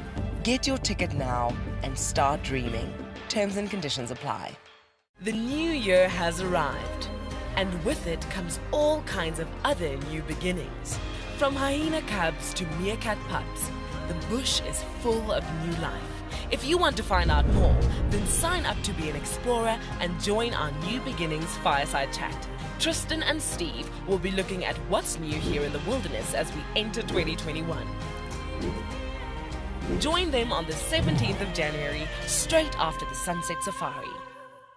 This is Rusty. He's my favorite vehicle, and we've been through all the good times here in the bush. Now, if you feel a connection to Djuma Game Reserve like I do, then we have a fantastic opportunity for you. You can have your name engraved on a brushed metal plaque just like this one, and we will attach it to Rusty so you can always be with us on safari in spirit. We will even send you a digital photograph once your plaque is mounted on Rusty. Spaces are limited, so grab your spot now. Do you dream of traveling to a far-flung wilderness location where life continues as normal? A place where you can escape to nature and breathe. If you become a Wild Earth explorer, then this could soon become a reality. Subscribe today and stand a chance to win regular travel prizes. Wild Earth Explorers, it's in your nature. I'm wondering if we shouldn't swing around and do the sociable weaver's nest. Hey? Well, back at the waterhole, we haven't left yet. We're hoping for something to come to us now, as we're heading into a beautiful, beautiful sunset. Look at that. The Kalahari sunset's just absolutely amazing when we've got some clouds in the sky, and fortunately out on the western horizon there's not clouds blocking those beautiful colors, so they're just going to get more and more. Maybe they'll go pink, maybe they'll go purple, sort of a nice, beautiful, beautiful scene. That's certainly something for us as guides and even the camera crew on the vehicles. We're actually very, very fortunate to see on a daily basis.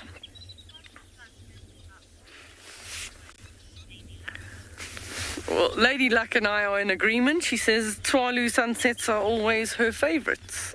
I absolutely agree.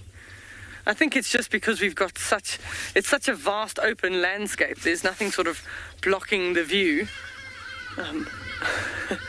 There's a whole lot of hardy-dar ibises making their classic goodnight sounds before they go roost up in the trees for the night.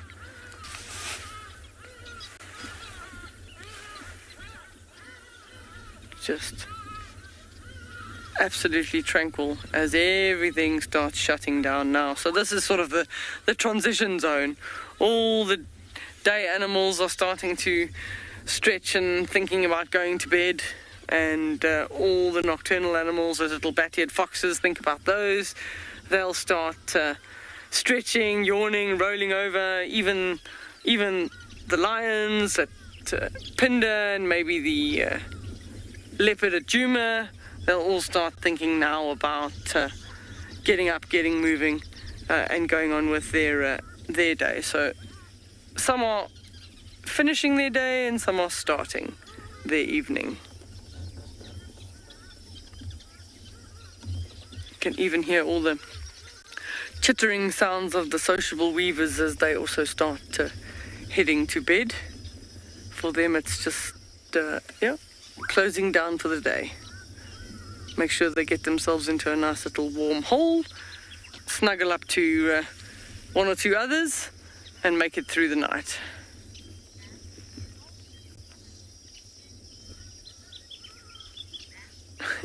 Leanne says it almost looks like the end scene to a movie. Absolutely, I agree with you. The only thing that's missing is the script that says the end. But look, I mean, even in the few minutes how those colors have changed. It's amazing. Absolutely beautiful.